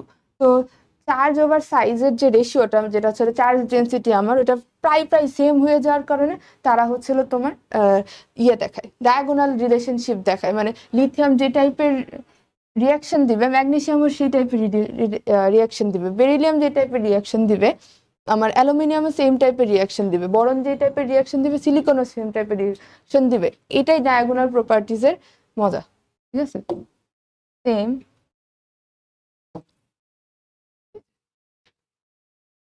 দেখো এখানে ছিল পিরিয়ডিক টেবিলে আমরা জানি হচ্ছে এইভাবে আমরা ডায়াগোনাল প্রপার্টিজ করতে পারি। ওই পেজে যাই। আচ্ছা, এখন একটা জিনিস, রিয়াকশন আমরা জানি লিথিয়ামের সাথে ম্যাগনেসিয়ামের রিয়াকশন। যদি আমি হচ্ছে এখানে লিথিয়াম কার্বনেট না নাইট্রেট, আমরা এখানে লিথিয়াম নাইট্রেট নেই, এটাকে যদি আমরা ভাঙি তাহলে আমরা কি পাবো, লিথিয়াম নাইট্রাইট, NO3 থাকলে নাইট্রেট, NO2 থাকলে নাইট্রেট, একটা জিরো একটা ও কমলে আমার হচ্ছে নাইট্রাইট হয়ে যায়, আইট হয়ে যায়। ঠিক আছে, তো এখানে হচ্ছে O2, আর যেহেতু নাইট্রাইট ভাঙছে মানে ভাঙছে। আচ্ছা, এখানে আমি ছোট একটা মিস্টেক করছি। আচ্ছা হ্যাঁ, এখন ঠিক আছে, এখানে হচ্ছে Li2 মানে লিথিয়াম অক্সাইড হবে। আর যেহেতু আমরা নাইট্রাইট ভাঙছি, ঠিক আছে, যেহেতু আমরা নাইট্রাইট ভাঙছি, তো এখানে আমরা নাইট্রোজেন ডাইঅক্সাইড গ্যাস পাবো। নাইট্রেট ভাঙলে বেসিক্যালি আমরা ম্যাক্সিমাম টাইপের নাইট্রোজেন ডাইঅক্সাইড গ্যাসটা পাই। এরপর এটার সাথে আমি কার প্রপার্টিজ মিল বলছি, ম্যাগনেসিয়ামের প্রপার্টিজ মিল বলছি, তো ম্যাগনেসিয়াম নাইট্রেট। ঠিক আছে, ম্যাগনেসিয়াম নাইট্রেটে কি হবে, এই সেম লিথিয়ামের মতো তোমার দিবে, লিথিয়াম, আবার লিথিয়াম, সেম লিথিয়ামের জন্য magnesium MgO plus O2 plus NO2, এটা হচ্ছিল আমার হচ্ছিল যে সেম দিবে, কিন্তু আমার সোডিয়াম কিন্তু এই রিয়াকশনটা দেয় না। এটা অনলি ডায়াগোনাল প্রপার্টিজে তাদের মিল আছে দেখে কিন্তু এই রিয়াকশনটা দেয় ওরা। আচ্ছা, আবার সোডিয়ামের কেসে যদি আমরা যাই, NaNO3 সোডিয়াম নাইট্রেট, যেটা সোডিয়াম নাইট্রেটের বেলা আমি আগে যেটা ভুলে লিখে ফেলছিলাম ওইটা পাবো, যেটা হচ্ছিল সোডিয়াম নাইট্রাইট। একটা জিরো কমলে মানে যেটা ও, ওটা যদি কমে যায় তাহলে আমরা নাইট্রাইট বলি, আর যেহেতু তিনটা আছে যেটা ম্যাক্সিমামটাকে 8 বলি, 8। আচ্ছা, এখন এটা নাইট্রাইট, সোডিয়াম নাইট্রাইট হয়ে যায়, এন্ড সাথে হচ্ছে হলো আমার O2 পাই। ঠিক আছে, এটা সোডিয়াম কিন্তু আবার এটা এই দুইটার মতো ফলো করে না, কারণ এটা হচ্ছে ডায়াগোনালি রিলেটেড দেখে ওদের হচ্ছিল তোমার প্রপার্টিস গুলা সেম, রিয়াকশন গুলা সেম, যেটা সোডিয়াম ডায়াগোনালি রিলেটেড না, এর জন্য সোডিয়াম ওদের মতো কোনো রিয়াকশন দিবে না। এই ডায়াগোনাল প্রপার্টিস এই। দেন আচ্ছা, এরপরে হচ্ছিল এটা দেখো, এটা একটা স্টেয়ার কেজের মতো, এইভাবে হচ্ছিল স্টেয়ার কেজ। এই জিনিসটা দিয়ে না metal and non metals are separated, এখানেই লেখা আছে metal and non metal are separated by যে স্টেয়ার লাইন, মানে এই লাইনটা দিয়ে আমার মেটাল, এই সাইডে হচ্ছিল আমার হচ্ছিল তোমার থাকে মেটাল এন্ড নন মেটাল, এই সাইড হচ্ছিল আমার নন মেটাল, আর এই সাইডটা তো আমার হচ্ছিল মেটাল, এই যে পুরাটা মেটাল মেটাল মেটাল। আচ্ছা, আবার এখানেও মেটাল, ইন্ডিয়াম, থ্যালিয়াম, নিউটোনিয়াম, এগুলো হচ্ছিল আমাদের মেটাল। তো মেটাল, অ্যালুমিনিয়াম, গ্যালিয়াম, এগুলো হচ্ছিল মেটাল আর নন মেটালের মধ্যে ডিফারেন্সিয়েট করে কি হচ্ছিল এই স্টেয়ার কেসটা। আচ্ছা, এখান থেকে একটা MCQ আসে যে কোন কোন গ্রুপে মানে কোন পিরিয়ডে মানে আচ্ছা না কোন কোন গ্রুপে আমার হচ্ছিল বোথ মেটাল আর নন মেটাল আছে। তো এটা কি হবে, আমার 13-এ হচ্ছিল মেটাল আছে, ঠিক আছে, বরন আছে, মেটালও আছে, বরনও আছে, আবার অ্যালুমিনিয়ামও আছে। তো মেটাল নন মেটাল আছে, আবার এখানেও মেটাল নন মেটাল আছে, কার্বন আছে, সিলিকন আছে। এরপর এখানে হচ্ছিল নন মেটাল আছে, আবার বিসমুথ, মস্কোবিয়াম, এগুলো হচ্ছিল আমার মেটাল। এখানেও মেটাল আছে, এখানেও মেটাল আছে। তো এখানে মেটাল নাই, 17 নাম্বার গ্রুপে আমার মেটাল নাই। 16 পর্যন্ত আমার গ্রুপে মেটাল আছে, ঠিক আছে। তো 13, 14, 16, 15, 16 এই তিনটা গ্রুপে হচ্ছে আমার মেটাল নন মেটাল দুইটা আছে, যেটা পি ব্লকের আন্ডারে পড়বে। এটার MCQ এখান থেকে এইটাই আসে। আচ্ছা, এখন যে ডায়াগোনাল প্রপার্টিজে আরেকটা জিনিস যেটা হচ্ছে নাইট্রাইট, লিথিয়াম আর নাইট্রোজেন যদি মিলায় হচ্ছে আমার লিথিয়াম নাইট্রাইট হয়। সেম জিনিসটা হচ্ছে আমার ম্যাগনেসিয়ামও দিবে, ম্যাগনেসিয়াম নাইট্রাইট। তো যেহেতু এটা সেম ডায়াগোনাল প্রপার্টিজ, কারণ তাদের চার্জ ডেন্সিটি সেম, তাদের মানে দ্যাটস ওয়াই তারা কিছু সিমিলার প্রপার্টিজ অলওয়েজ শো করে। দ্যাটস ওয়াই এটা পিরিয়ডিক টেবিল সিমিলার প্রপার্টিজ আছে দেখেই। তো দ্যাটস ওয়াই এদের হচ্ছে এরকম ওরা ডায়াগোনাল সেম টাইপের রিয়াকশন সবসময় দেয়। আচ্ছা, এরপর আরেকটা জিনিস পড়ি, সেটা হচ্ছে অক্সাইডস। ঠিক আছে, অক্সাইড পড়ার আগে আমরা পড়ে আসি, পিরিয়ডিক প্রপার্টিজ পড়ি। আচ্ছা, এখন এরপরে আমরা পিরিয়ডিক প্রপার্টিসে যাই, যেটা আমাদের main periodic properties, atomic radius, ionization potential, electron affinity, electron negativity. ঠিক আছে, এখন এগুলোকে পিরিয়ডিক প্রপার্টিস কেন বলে? আমি পিরিয়ডিসিটির কথা বলছিলাম, যেটা ওই যে নিউল্যান্ডস আবিষ্কার করছিল যে পিরিয়ডিসিটি।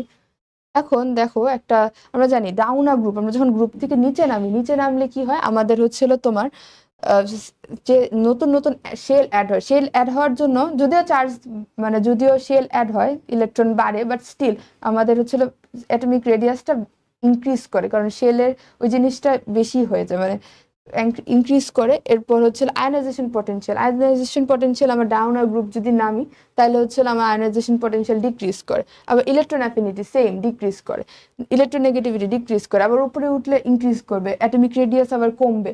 তো এরকম আপ এন্ড ডাউন যে চলতেছে, এটাকে আমরা পিরিয়ডিসিটি বলি। ঠিক আছে, মানে একটা পিরিয়ডিক প্রপার্টি, মানে কিছু ইন্টারভেল পর পর কমবে, আবার কমতেছে, আবার কমতেছে, আবার কিছু ইন্টারভেল পর পর আবার বাড়তেছে বাড়তেছে বাড়তেছে। ঠিক আছে,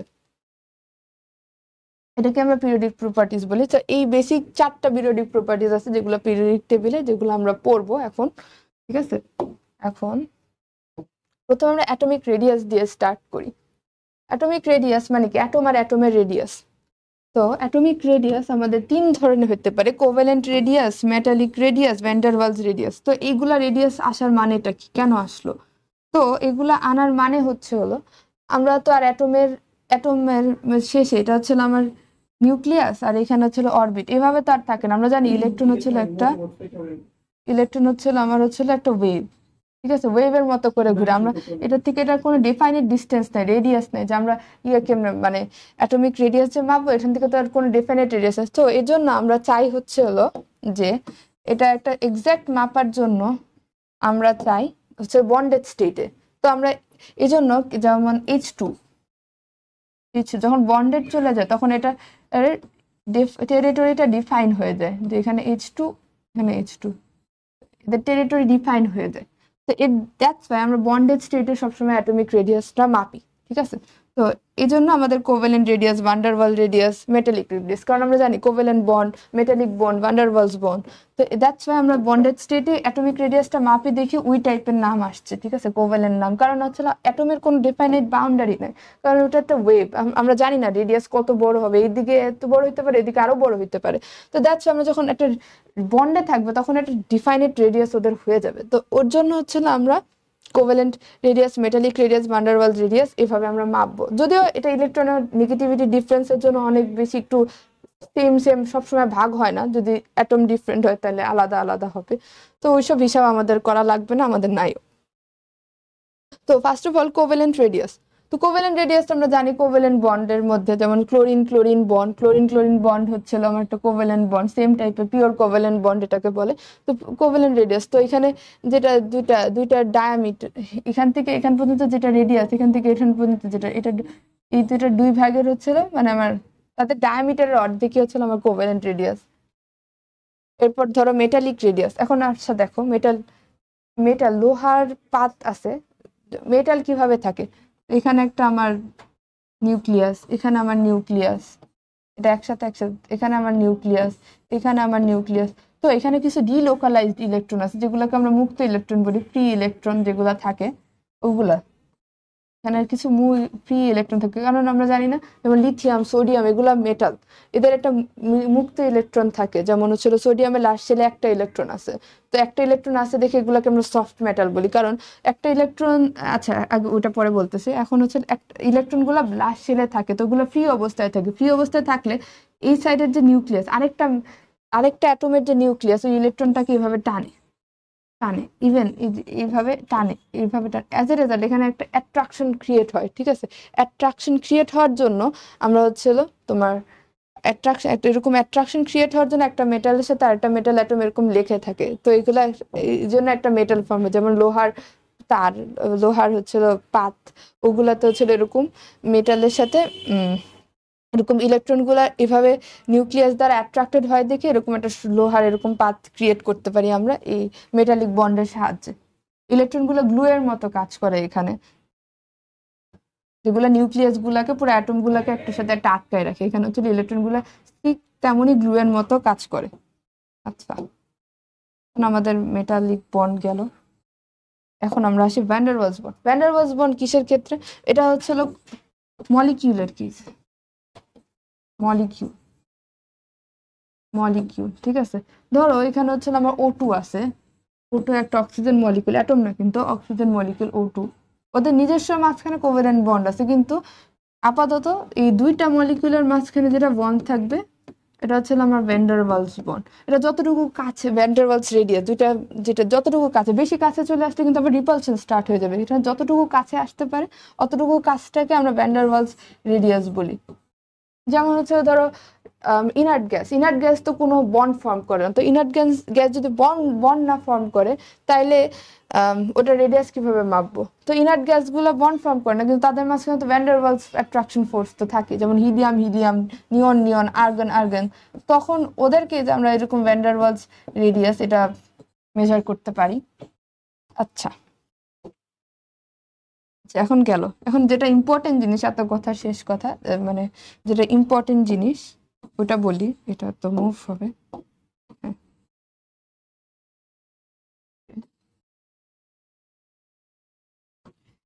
হ্যাঁ, এখন মেইন কথা হলো যে কোভ্যালেন্ট রেডিয়াস আমার হচ্ছিল কোভ্যালেন্ট রেডিয়াস, এরপর হচ্ছিল metallic radius,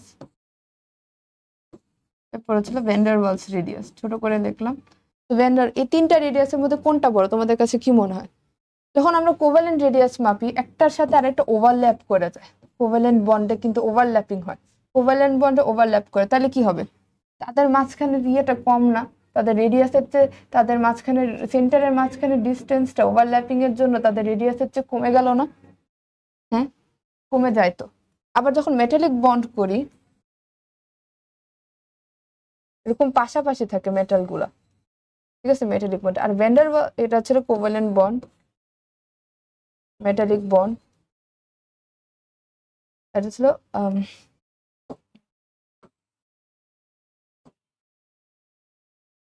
van der Waals bond. এই বন্ডে দূরে দূরে দূরে দূরে থাকবে। তো এটা দেখে আমরা বুঝতে পারি যে সবচেয়ে বড় কোন bond, van der Waals bond, যেটা ভ্যান ডার ওয়ালস রেডিয়াস বলতে হবে। সবচেয়ে বড় কোন radius? Van der Waals radius. এরপরের বড় রেডিয়াস কোনটা? এরপরের বড় রেডিয়াস হচ্ছে আমার মেটালিক রেডিয়াস, কারণ এখানে একটার সাথে একটা কোনো ওভারল্যাপিং নাই, ঠিক আছে। তো এখানে মেটালিক রেডিয়াস। এরপর যদি বলি, এরপর হচ্ছিল আমার কোভ্যালেন্ট রেডিয়াস, ঠিক আছে। কারণ কোভ্যালেন্ট রেডিয়াসটা কাছাকাছি চলে আসে, মানে আমার বন্ডের লেন্থ কিন্তু কমে যায়, বন্ড লেন্থ এখানে সবচেয়ে কম। এরপর মেটালিক রেডিয়াস, কারণ মেটালিক রেডিয়াস আমার দুইটা অ্যাটমের রেডিয়াসের সমানই হচ্ছিল আমার হলো রেডিয়াস, এখান থেকে এখানে যতটুকু ডিস্টেন্স এখান থেকে অতটুকু ডিস্টেন্স, মানে তাদের ডায়ামিটারের সমান হচ্ছিল আমাদের মেটালিক রেডিয়াসটা, মানে তার বন্ড লেন্থ। আর ভ্যান ডার ওয়ালসটা তো একটু দূরে দূরে, একেবারে দূরে। তো সবচেয়ে বড় রেডিয়াস ভ্যান ডার ওয়ালস, এরপর মেটালিক রেডিয়াস, এরপর হচ্ছিল কোভ্যালেন্ট রেডিয়াস, ঠিক আছে। এই আমাদের রেডিয়াসের কথা গেল। এখন আমরা মেইন জিনিসে যাই। আচ্ছা এর আগে, আচ্ছা এখানে একটা পেজ অ্যাড করি। এর আগে আমরা যে কিছু কমন কথা বলি, সবাই জানো, ওইটা হচ্ছিল আমরা যখন পিরিয়ডে যাই, পিরিয়ড বরাবর যাই, তখন আমাদের রেডিয়াসটা কমে, আর যখন আমরা গ্রুপ ওয়াইজ নিচে নামি তখন আমাদের রেডিয়াসটা বাড়ে। পিরিয়ড ওয়াইজ গেলে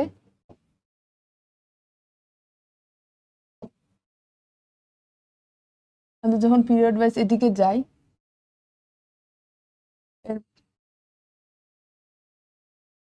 এরপর যদি আমরা নামি, হ্যাঁ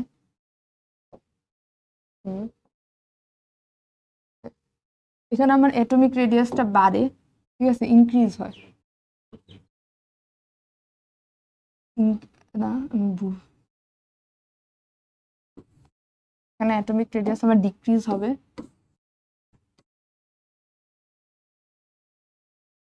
ডিক্রিজ, আর এখানে হচ্ছে আমার ইনক্রিজ হচ্ছে নিচে নামলে।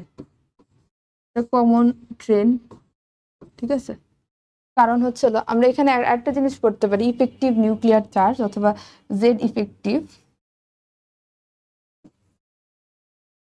Z effective. আচ্ছা এটা কি জিনিস?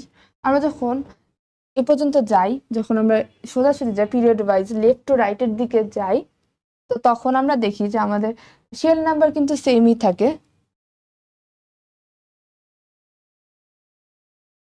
তখন আমাদের শেল নাম্বার কিন্তু সেমই থাকে, শেল নাম্বার সেম থাকে, কিন্তু আমাদের ইয়াটা বের হয়, প্রোটন নাম্বারটা বারবার বাড়তে থাকে। এখানে একটা প্লাস থাকলে পরে হচ্ছে দুইটা প্লাস, তিনটা প্লাস, এভাবে আমাদের পজিটিভ যে নাম্বারটা, প্রোটন যে নিউক্লিয়ার যে চার্জটা, ওটা আমার বাড়তে থাকে। যখন আমার বেশি নিউক্লিয়ার চার্জ বাড়বে তখন বাইরের ইলেকট্রন, এখানে এখানে একটা ইয়ে আছে, এখানে প্লাস আছে, এখানে একটা ইলেকট্রন আছে, আর এখানে plus plus plus plus plus plus, মানে অনেকগুলা পজিটিভ চার্জ আছে। তো কোন ইলেকট্রনটাকে কে বেশি টানবে? যেখানে অনেকগুলো পজিটিভ চার্জ আছে। ইলেকট্রোস্ট্যাটিক ফোর্স কোথায় বেশি হবে? এই নেগেটিভ এন্ড পজিটিভ, যেখানে চার্জ বেশি ওখানে ইলেকট্রোস্ট্যাটিক ফোর্স বেশি হবে। তো ইলেকট্রন এটার দিকে বেশি অ্যাট্রাক্টেড ফিল করবে রেদার দেন হচ্ছে এই এই নিউক্লিয়াস। তো যখন আমরা এরকম লেফট টু রাইটের দিকে যাব, তখন আমাদের নিউক্লিয়াসের যে পজিটিভিটি, যেটা প্রোটন নাম্বার, ওটা আস্তে আস্তে বাড়তে থাকে, এটা তো আমরা জানি। তো অ্যাটমিক নাম্বার যেহেতু বাড়ে, অ্যাটমিক নাম্বার বাড়ার জন্য নিউক্লিয়াসের সাথে যে ইলেকট্রনের পুল, ওই পুলটাও আমাদের বাড়ে। তো পুল বাড়লে কি হবে? আমার অ্যাটমিক রেডিয়াস ছোট হবে। তো এটাই তো অ্যাটমিক রেডিয়াস, জেড ইফেক্টিভ যদি বাড়ে তাহলে আমার অ্যাটমিক রেডিয়াস কমবে। তো জেড ইফেক্টিভ ইনভার্সলি প্রপোর্শন,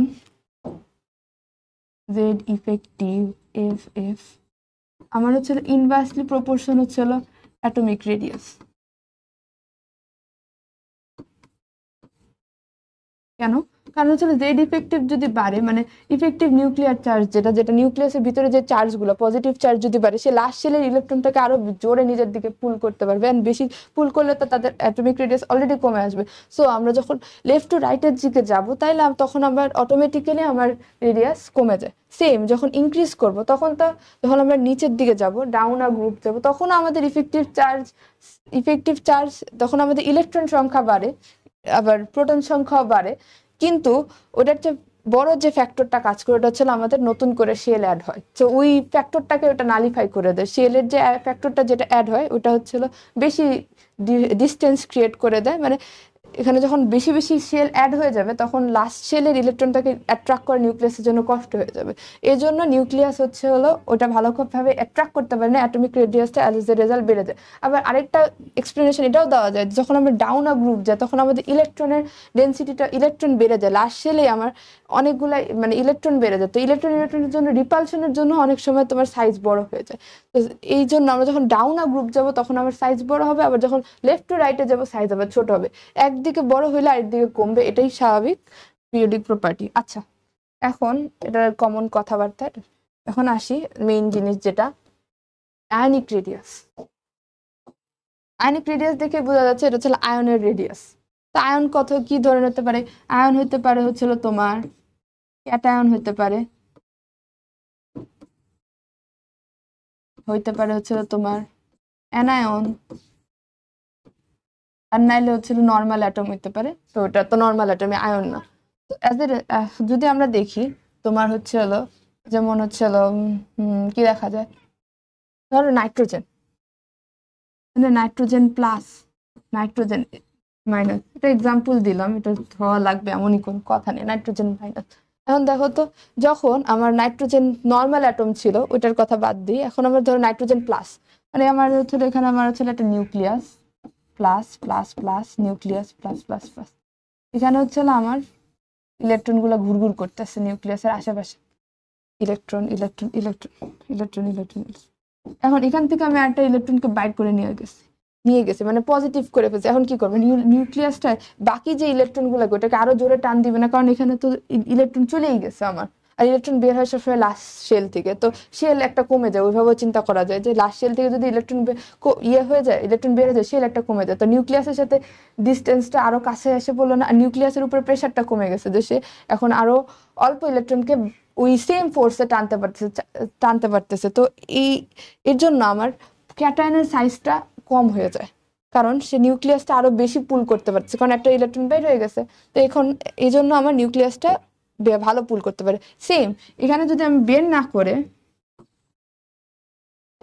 করে যদি ইনপুট দিই, একটা ইলেকট্রন আমার ইনপুট দিলাম, মানে আরো ঢুকাই দিলাম, যেটা এই যে এন মাইনাস যে আয়নটা যেটা ফর্ম করলাম নাইট্রাইড, এন্ট্রি মাইনাস হতো, যাই হোক। তো এখানে যদি না একটা ইলেকট্রন ঢুকাই দেই, তো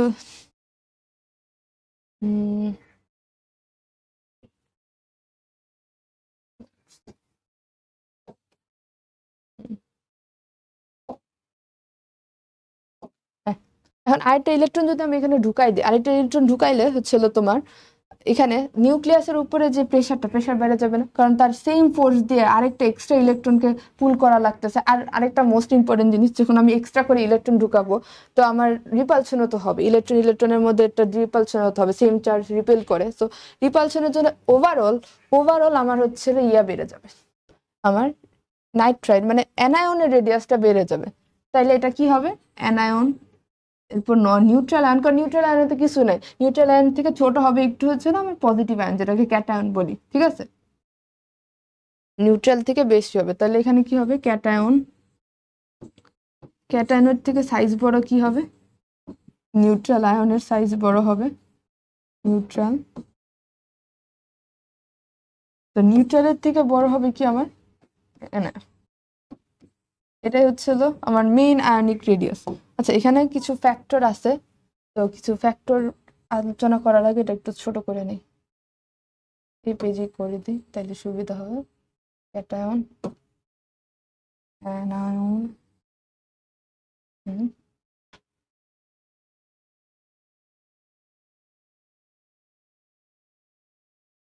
সাইডে থাক।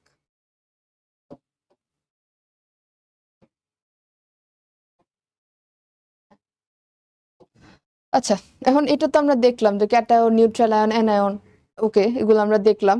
এখন আমরা হচ্ছে সেম এলিমেন্টের কেসে আরেকটা জিনিস দেখি। ধরো এখানে আমার ম্যাঙ্গানিজ Mn, ম্যাঙ্গানিজ +2 আছে, আবার ম্যাঙ্গানিজ +4 আছে। ম্যাঙ্গানিজ হচ্ছে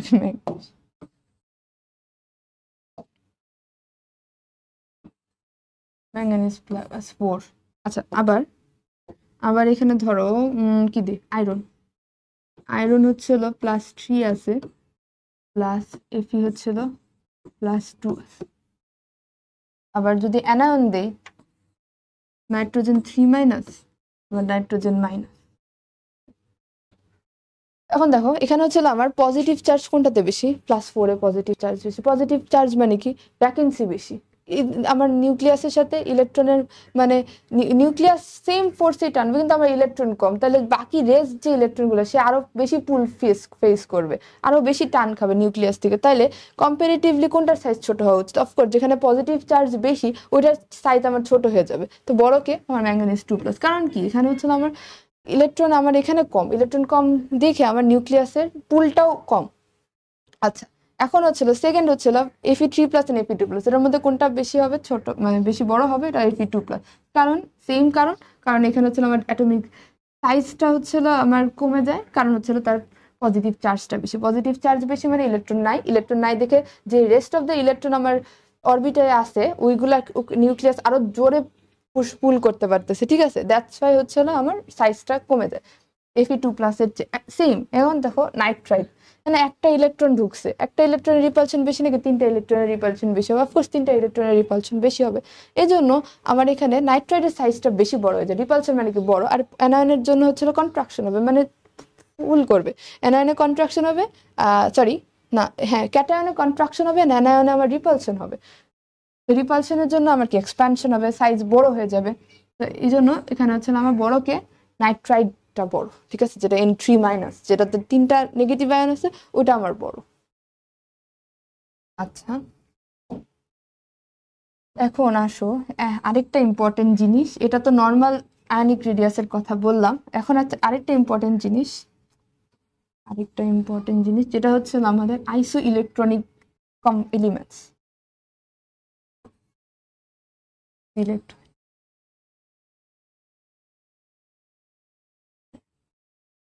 এটাকে আমরা কম্প্রেস করে এক সাইডে নিয়ে আসি, যেটা লাগবে না আর। এখন আইসো ইলেকট্রনিক যদি বলি, আইসো ইলেকট্রনিক কারা, মানে সেম ধরনের ইলেকট্রন কিন্তু চার্জ নাম্বার ডিফারেন্ট। আচ্ছা, আয়নিক রেডিয়াসের কেসে আমরা যে নর্মাল পড়ছি, গ্রুপে আমার ইনক্রিজ হবে রেডিয়াস, আবার পিরিয়ডে আমার ওই সাইডে গেলে লেফট টু রাইটে গেলে আমার ডিক্রিজ হবে, গ্রুপে ডাউন গেলে আমার রেডিয়াস হচ্ছে ইনক্রিজ হবে। এগুলো সেম যদি আমাদের চার্জ নাম্বার সেম থাকে, যেমন lithium plus sodium plus potassium plus rubidium plus, ওইরকম যদি সেম প্লাস প্লাস থাকে তখন হচ্ছে আমাদের সেম হবে। কিন্তু ধরো তোমার এখানে আছে সোডিয়াম প্লাস ম্যাগনেসিয়াম 2+, অ্যালুমিনিয়াম 3+, আবার ধরো নাইট্রাইট 3-, অক্সিজেন 2-। তো এগুলো যদি থাকে এখন কি করব?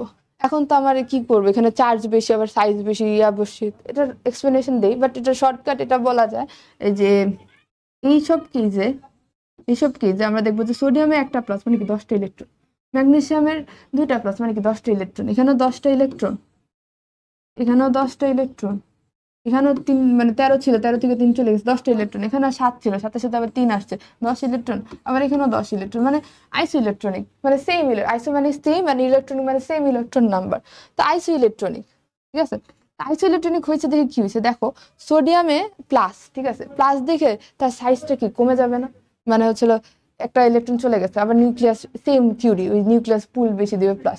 এখানে কি ম্যাগনেসিয়াম আরো বেশি কমে যাবে, কারণ ওটা আরো বেশি প্লাস, আরো বেশি ভ্যাকেন্ট, 2টা কম। আবার অ্যালুমিনিয়াম তো আরো কমবে, মানে সবচেয়ে বেশি বাড়বে কি, আরো কমবে। এখন দেখো নাইট্রাইট 3-, মানে কি 3টা ইলেকট্রন আসছে, 3টা ইলেকট্রন আসছে, ওর সাইজ বড় হয়ে যাবে। আবার দেখো অক্সিজেন তো আরো 2টা, তো ওইটাতে আরো সাইজ বড় হবে। তো যদি সোজা এমনি বলি, তাহলে তো এমনি বললে তো আমার নাইট্রাইট সবচেয়ে বড়, N3-। কারণ নাইট্রোজেন তো এমনিও আমার হচ্ছে হলো অক্সিজেনের আগে আসে, এমনিও সাইজ বড়, আবার রিপালশনের জন্য আরো বড় হয়ে যাবে। এরপর হচ্ছে হলো O2-, আরেকটা হচ্ছে হলো তোমার, এরপরে হচ্ছে আমার সোডিয়াম প্লাস, আর সবচেয়ে ছোট হবে এখানে তো অ্যালুমিনিয়াম, এটা তো জানা কথা, ম্যাগনেসিয়াম 2+, এরপর হচ্ছে হলো অ্যালুমিনিয়াম 3+।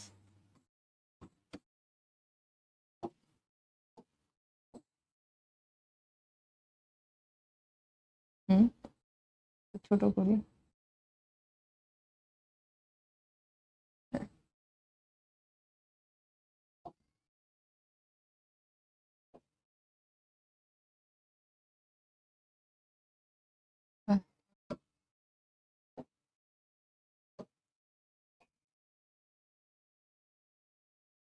সেপারেট করে।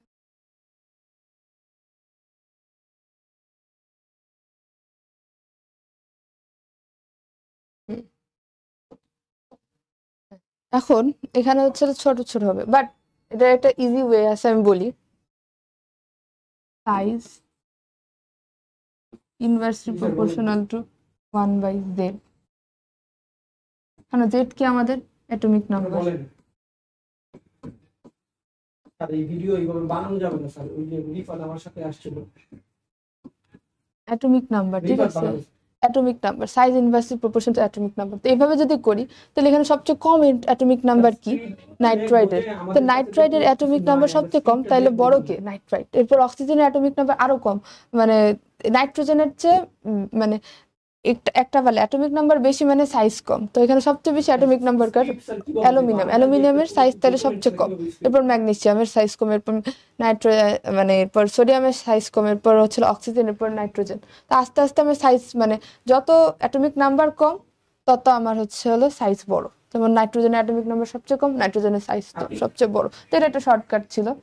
ধরো এখানে তোমার সোডিয়াম, ম্যাগনেসিয়াম, দেন হচ্ছে যদি নিয়ন দিয়ে দিত, হ্যাঁ দেখো নাইট্রাইডের বড়, তখন হচ্ছিল কি হইতো, এই জায়গাটাতে আমার হচ্ছিল অ্যাড হয়ে যেত, নিয়ন অ্যাড হয়ে যেত। এটা নর্মালি এক্সপ্লেনেশন দেওয়া যায়, আবার এটা হচ্ছে শর্টকাট, তাড়াতাড়ি করে ফেলা যায়। আচ্ছা, এখন চলো আমরা নেক্সট প্রপার্টিতে, যেখানে আমাদের আয়নিক রেডিয়াস ডান, এতে বেশি নাই কিছু। আচ্ছা, এখন radius of D block elements, এখানে একটা মজার জিনিস আমরা পড়বো, যেটা হচ্ছিল ল্যান্থেনয়েজ কন্ট্রাকশন এন্ড হচ্ছিল শিল্ডিং ইফেক্ট। ঠিক আছে, শিল্ডিং এফেক্ট, ওটাকে আবার স্ক্রিনিং এফেক্টও বলা হয়। আচ্ছা, স্ক্যান্ডিয়াম, এটা হচ্ছে আমার 3D সিরিজ, 4D, 5D, ঠিক আছে, ডি ডি ডি। আচ্ছা, আমরা তো স্ক্যান্ডিয়াম 21, এটা হচ্ছিল 39, এটা হচ্ছিল 57, ঠিক আছে। আবার এখানে হচ্ছিল 22, 40, বাট বাট বাট 40-র পরে এখানে জাম্প করে এখানে কিন্তু 57-এর পরে 58 না, এটা 58 না, এটা ছিল 72, ঠিক আছে, এটা হচ্ছে আমার 72। এর মাঝখানে এলিমেন্টস গুলো কই গেল, মাঝখানে এলিমেন্টস গুলো আমার নিচে চলে গেছে, যেটা হচ্ছে এ ব্লকে ছিল। ল্যান্থেনামের পরে সিরিয়াম, প্রাসিডিয়াম, নাইডোমিয়াম, প্রোমেথিয়াম, ওগুলো আমার ইয়েতে চলে গেছে, এ ব্লকে চলে গেছে, যেটাকে ল্যান্থেনয়েজ বলে। আবার এটা নিচে হচ্ছিল আমার অ্যাক্টিনিয়াম ছিল, অ্যাক্টিনিয়াম হচ্ছিল আমার 89। তো অ্যাক্টিনিয়ামের পরে আবার এখানে হচ্ছিল রাদারফোর্ডিয়াম থেকে শুরু হইতো, যেটা হচ্ছিল 104, 104। তোর অ্যাক্টিনিয়াম হচ্ছিল আমার 89, এরপর হচ্ছিল আমার রাদারফোর্ডিয়াম থেকে শুরু হতো, অ্যাক্টিনিয়াম, থোরিয়াম, প্রোটিয়াম, ইউরেনিয়াম, ওগুলো আমার আবার অ্যাক্টিনয়েডসে চলে যেত, যেটা নিচে এ ব্লকে ছিল পিরিয়ডিক টেবিলে, মনে করে দেখো। তো এখন এটা ফ্যাক্ট না আমাদের, এখন ফ্যাক্ট হচ্ছিল আমরা যখন জানি, আমরা তো জানি কি, আমরা যখন পিরিয়ড ওয়াইজ যাই লেফট টু রাইট, তখন আমরা জানি যে আমাদের সাইজ ছোট হয়, আবার আমরা যখন ডাউন গ্রুপ জানি তখন জানি আমার সাইজ বড় হয়। এখন এক্সেপশনটা কি, যেমন স্ক্যান্ডিয়ামের হচ্ছিল আমার সাইজ হচ্ছে, স্ক্যান্ডিয়ামের সাইজ হচ্ছে কিসে বড় হবে, এট্রিয়াম, যেটা হচ্ছিল 39 ওয়াই। এরপর এটার চেয়ে বড়, এটার চেয়ে কি হওয়ার কথা ছিল, ল্যান্থেনাম বড় হওয়ার কথা ছিল না। আচ্ছা, এটা না, ওয়েট, এই পরের গ্রুপ টাইটেনিয়াম, ধরো টাইটেনিয়ামের চেয়ে হচ্ছিল বড় হওয়ার কি ছিল, জিরকোনিয়াম, যেটা টাইটেনিয়ামের চেয়ে বড়, অ্যাজ এটা ছিল নিচে। আচ্ছা, এখন এটা নর্মাল ট্রেন্ড হওয়ার কি কথা ছিল, জিরকোনিয়ামের চেয়ে আমার হচ্ছিল হাফনিয়াম বড় হওয়ার কথা ছিল, কিন্তু এটা হবে না। কেন? কারণ এখানে একটা টার্ম চলে আসে যেটা হচ্ছিল ল্যান্থেনয়েড কন্ট্রাকশন। ল্যান্থেনয়েড কন্ট্রাকশন হয় বলে এই যে গ্রেটার দেন সাইন, এটা গ্রেটার দেন না হয়ে এটা হয়ে যাবে, এরকম প্রপোর্শনেট সাইন হয়ে যাবে। কারণ কিছুটা জিরকোনিয়াম আর হাফনিয়াম হচ্ছিল তোমার হয়ে যায়, সিমিলার সাইজ হয়ে যায়। এখন আমরা পড়বো যে কেন হয়। ঠিক আছে, এগুলো মুছে ফেলি, অ্যাক্টিনিয়াম এগুলো মুছে।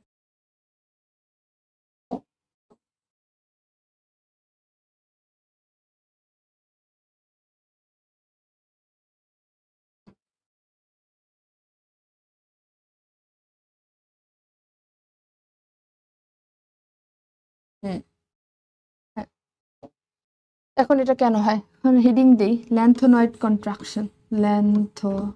এরকম ল্যান্থোনয়েড কন্ট্রাকশনের মধ্যে অ্যাক্টিনয়েড কন্ট্রাকশনও হয়, যদিও ওগুলো নিয়ে আমরা পড়ি না, কারণ ওটা হচ্ছে রেডিও অ্যাক্টিভ এলিমেন্ট। আমরা জানি লেডের পরে সব কিছুটা রেডিও অ্যাক্টিভ হয়ে যায়। ল্যান্থোনয়েড কন্ট্রাকশনস, এটার জন্য কি কন্ট্রাকশন গুলো হয় কেন, আমরা তো জানি কন্ট্রাকশন হয় কেন। এটার জন্য এটা রিজন জানতে হলে আমাদের জানতে হবে শিল্ডিং এফেক্ট সম্পর্কে। তো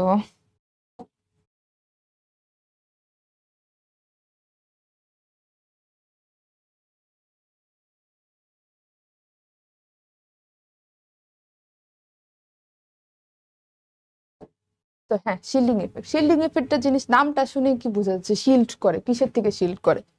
শিল্ডিং এফেক্ট সম্পর্কে জানতে হলে ধরো এখানে আমার একটা নিউক্লিয়াস আছে, এরপর এখানে হচ্ছে আমার ইলেকট্রনস ঘোরাঘুরি করবে, সেলগুলাতে ইলেকট্রনস ঘোরাঘুরি করতে। হ্যাঁ দেখো এখানে হচ্ছিল আমার ইলেকট্রন আছে। শিল্ডিং এফেক্ট হচ্ছে এমন একটা টেন্ডেন্সি যেটা একটা প্রথম ইলেকট্রন থেকে আরেকটা ইলেকট্রনকে ঢেকে দিবে মানে শিল্ড করবে আর কি। মেইন কথা হচ্ছে শিল্ড করবে। যেমন আমরা জানি এস এর শেপ কেমন, এস এর শেপ হচ্ছে আমার রাউন্ড। দেন পি এর শেপ কেমন, আমার হচ্ছে এরকম ডাম্বেল শেপ। ডি হচ্ছে আমার এরকম ডাবল ডাম্বেল শেপ। এফ আমাদের হচ্ছে এরকম ডিসপার্সড, খুবই ইরেগুলার শেপ, তার কোনো রেগুলার শেপ নেই, অরবিটাল নেই, এরকম ডিসপার্স। ঠিক আছে, এফ আমার এমন। কারণ তুমি বলো তো কোনটা বেশি শিল্ড করতে পারবে? অফকোর্স এস অরবিটালটা আমার বেশি শিল্ড করতে পারে, কারণ এরকম ঢেকে রাখবে। এই পুরাটা ইলেকট্রন যদি এস হয় তাহলে এসটা কি এই ইলেকট্রনের নিউক্লিয়াসটাকে, এই ইলেকট্রনকে অ্যাট্রাক্ট করা থেকে বাধা দিতেছে না। এখানে ধরো এই ইলেকট্রনটা এই নিউক্লিয়াসকে এই ইলেকট্রনটা থেকে অ্যাট্রাক্ট করা থেকে বাধা দিতেছে, কারণ হচ্ছে এক তো রিপালশন তো করবেই, সেকেন্ড হচ্ছে এটার মাঝখানে এটা চলে আসতেছে, তো এরকম একটা কভার করে রাখতেছে। Same goes for shielding effect. Then এটার তো একটু কম করবো ছিল পি, কারণ কি পি হচ্ছিল আমার একটু ডাম্বেল শেপ, মানে হচ্ছিল পি হচ্ছিল একটু ফ্লেক্সিবল আছে, যেটার জন্য হচ্ছে পি থেকে নিউক্লিয়াস চাইলে একটু ফাঁক ফোকর দিয়ে ইলেকট্রনকে অ্যাট্রাক্ট করে নিতে পারে। ডি এর থেকে তো আরো বেশি পারবে পি এর থেকে, কারণ ডাবল মানে আরো বেশি ডিসপার্সড, পি এর থেকেও ডিসপার্স। এন্ড এফ থেকে তো একেবারে পোর, এফ এর সবচেয়ে বেশি পোর শিল্ডিং এফেক্ট, এফ এর সবচেয়ে বেশি পোর শিল্ডিং এফেক্ট, যেহেতু এফ এর সবচেয়ে বেশি পোর শিল্ডিং ইফেক্ট, তাই যেহেতু এফ এর সবচেয়ে বেশি পোর শিল্ডিং ইফেক্ট, তাহলে ল্যান্থোনয়েড কন্ট্রাকশন। আমরা জানি ল্যান্থোনয়েড অ্যাক্টিনিয়াম কি এফ ব্লক আমার পিরিয়ড 3-তে আসে। তো এগুলো হচ্ছিল আমরা যদিও ল্যান্থেনাম, অ্যাক্টিনিয়াম, থোরিয়াম এই তিনটা বাদে বাকি সবগুলো আমার এফ ব্লক এলিমেন্টস। তো যাই হোক এগুলো, তাও এটার মধ্যে এফ অরবিটাল তো আছে। এফ অরবিটাল থাকার জন্য এখান থেকে আমার এফ অরবিটাল শুরু হয়ে যায়। তো এফ অরবিটালের আমরা পোর শিল্ডিং এফেক্ট দেখে, F orbital has pore shielding effect.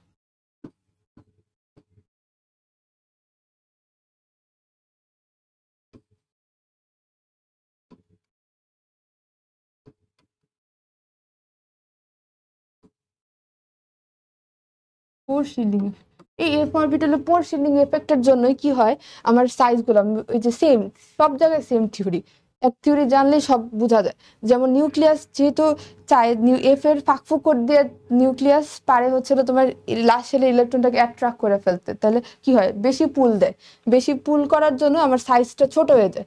সাইজটা ছোট হয়ে যাওয়ার জন্য আমার জিরকোনিয়াম আর হচ্ছে হাফনিয়ামের সাইজ মানে প্রপোর্শনেট হয়ে যায়, মানে প্রায় প্রায় সেম হয়ে যায়, ঠিক আছে।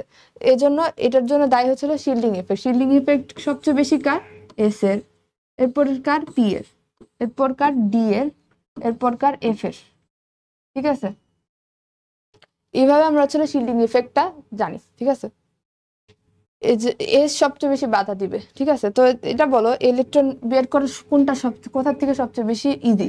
অফকোর্স এফ অরবিটাল থেকে ইলেকট্রন বের করা সবচেয়ে বেশি ইজি। কারণ কি? কারণ এটা পোর শিল্ডিং ইফেক্ট, নিউক্লিয়াস টান দিলে ইলেকট্রন বের করে ফেলতে পারবে। কারণ হচ্ছিল এফ এর কোনো শিল্ড করার অ্যাবিলিটি নেই, ওটা তো ডিসপার্স থাকে, তো এটা থেকে ইজিলি আমরা ইলেকট্রন বের করে ফেলতে পারবো। তো ল্যান্থোনাইট কন্ট্রাকশনটা কেন হয়? Due to poor shielding effect of f orbital, ঠিক আছে। এটার জন্য আমার ল্যান্থোনাইট কন্ট্রাকশন হয়, এন্ড এই জন্য ডি ব্লকের এলিমেন্টসের আমার সাইজগুলো প্রায় প্রায় প্রায় প্রায় সেম হয়েছে। যেমন নায়োবিয়াম এন্ড ট্যান্টালাম, এটার সাইজ সেম, ক্রোমিয়াম, টাংস্টেন, এগুলোর প্রাইস প্রায় প্রায় প্রায় প্রায় সেম সেম হয়ে যায়, ঠিক আছে। আচ্ছা, এরপর আমরা যাই নেক্সট টপিকে। এখানে আমরা ল্যান্থোনাইট কন্ট্রাকশনের জন্য দেখলাম যে ডি ব্লকের জন্য কি কি ভেরিয়েশন হইতেছে। তো আমাদের এখানে এই পর্যন্ত আমার ইয়ার শেষ, মানে হচ্ছিল অ্যাটমিক রেডিয়াস শেষ। এখন আমরা আয়নাইজেশন পটেনশিয়াল, যে আয়নাইজেশন পটেনশিয়াল কি? আয়নাইজেশন পটেনশিয়াল অথবা আয়নীকরণ শক্তি যেটাই বলো, ওটা হচ্ছিল তোমার, আমরা যখন নিউক্লিয়াস থেকে একটা ইলেকট্রন বের করতে চাই, ঠিক আছে, বের করতে চাই, ওটাকে আমরা হচ্ছে বের করতে চাই, তখন আমাদের কিছু এনার্জি দিতে হয়। নিউক্লিয়াস তো আর নিজে নিজে বের করে দিতে পারবে না, তো ওই অ্যামাউন্ট যে এনার্জিটা দেয় ওইটাই আমার হচ্ছে আয়নাইজেশন এনার্জি। এখানে লেখা আছে the amount of energy released when 1 mole of electron is removed from a gaseous isolated atom. তো গ্যাসিয়াস আইসোলেটেড অ্যাটম কেন? এখন গ্যাসিয়াস গ্যাসিয়াস যদি না হয়, এক তো গ্যাসিয়াস অ্যাটমে আমার আমার তো আর একটা দুইটা করে হিলিয়াম, দেন একটা দুইটা করে হাইড্রোজেন থাকে না, ওটা তো অনেকগুলো ইয়া করে থাকে, অনেকগুলো অ্যাটম মিলায় থাকে। তো গ্যাসিয়াস অবস্থায় তো অ্যাটলিস্ট গ্যাসিয়াস অবস্থায় আমার অ্যাটমগুলো দূরে দূরে থাকে, মলিকিউলগুলো দূরে দূরে থাকে। এন্ড আইসোলেটেড কেন? আমরা একটার জন্য, কারণ যদি বাঞ্চ অফ হিলিয়াম অথবা এরকম অনেকগুলোর জন্য করি, তাহলে হচ্ছিল তোমার ইয়া হয়ে যায়, আমাদের প্যাচ হয়ে যাবে। তো একজনের ক্যারেক্টারিস্টিক দেখার জন্য তো আমরা একজনকেই নিব না।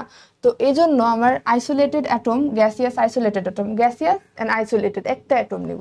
একটা অ্যাটম নিয়ে to make it 1 mole unipositive gaseous ion. মানে কি?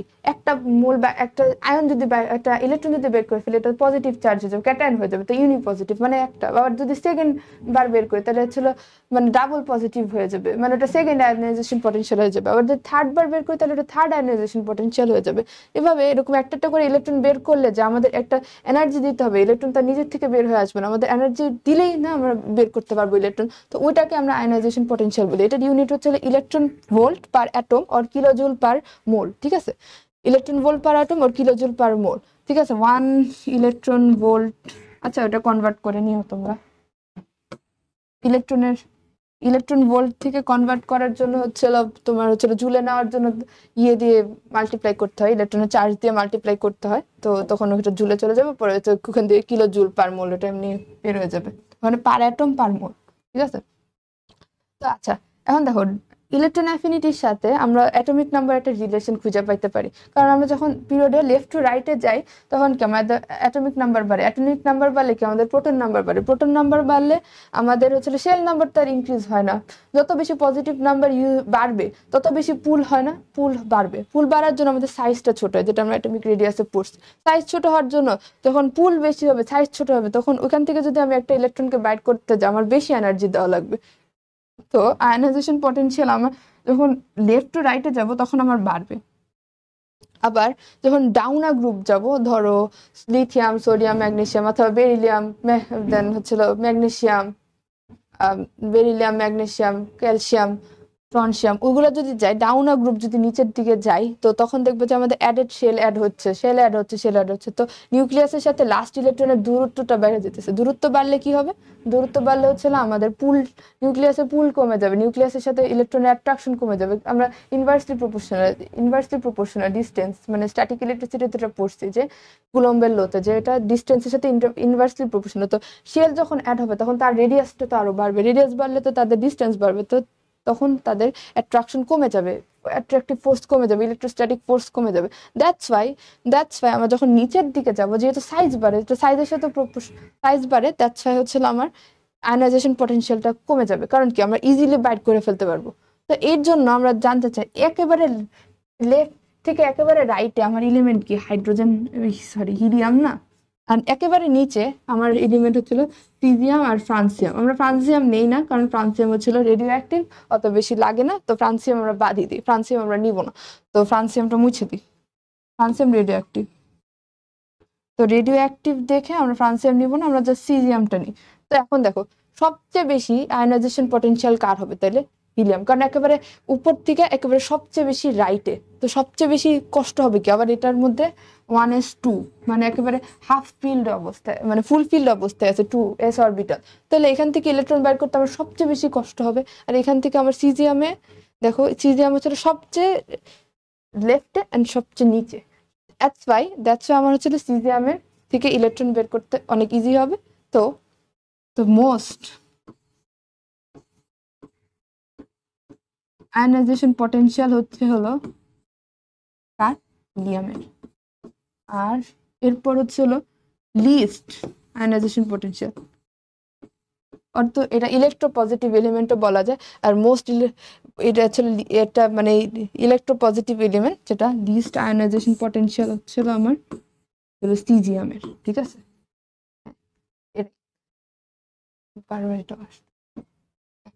সিজিয়ামের লিস্ট আয়নাইজেশন পটেনশিয়াল হচ্ছিল আমার সিজিয়ামের। তো এইভাবে হচ্ছে আমরা আয়নাইজেশন পটেনশিয়ালটা মাপতে পারি। তো এইভাবে গেলে এখন এটার কিছু আমাদের এক্সেপশন আছে, তো কেমিস্ট্রিতে এক্সেপশন থাকে, এক্সেপশন আমরা এক্সপ্লেনেশন দিয়ে পড়বো, ঠিক আছে। এখন এক্সেপশন, আয়নাইজেশন পটেনশিয়ালের এক্সেপশন কি, তো আয়নাইজেশন পটেনশিয়ালটা আমাদের কিছু ফ্যাক্টরস এর উপর ডিপেন্ড করে। তো আমরা তো প্রথম ফ্যাক্টরটা ডিসকাসই করলাম, যেটা ছিল অ্যাটমিক রেডিয়াস। সেকেন্ড ফ্যাক্টর হলো আমরা যখন সেকেন্ড ফ্যাক্টর হচ্ছে আমাদের ইলেকট্রনিক কনফিগারেশন, তারপর হচ্ছে এসপিডিএফ অরবিটাল। ধরো তোমার একটা এফ অরবিটালে ইলেকট্রন আছে, ওটা বের করা ইজি হবে, সরি মানে ধরো এসপিডিএফ কনফিগারেশন, এরপর হচ্ছিল আমার ইলেকট্রনিক কনফিগারেশন, ওটার উপরে আমার ডিপেন্ড করে। যেমন ইলেকট্রনিক কনফিগারেশনের কথা যেহেতু বলি, ওটার মধ্যে দেখি, দাঁড়াও, এটা লাগবে না পেজ, এটাতে যে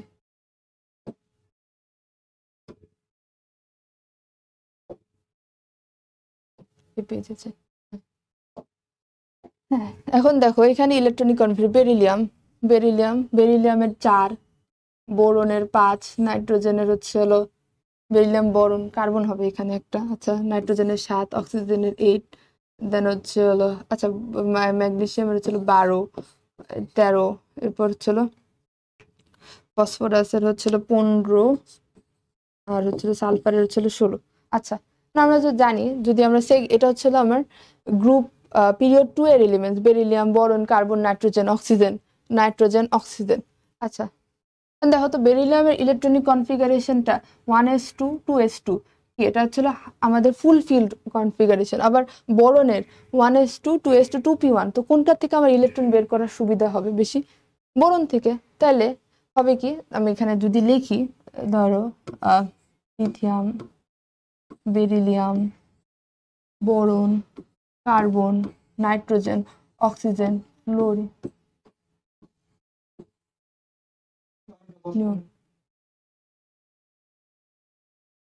নিয়ন। এখন lithium, beryllium, boron, carbon, neon. এখন যদি আমরা নর্মাল ট্রেন্ড অনুযায়ী যাই, নর্মাল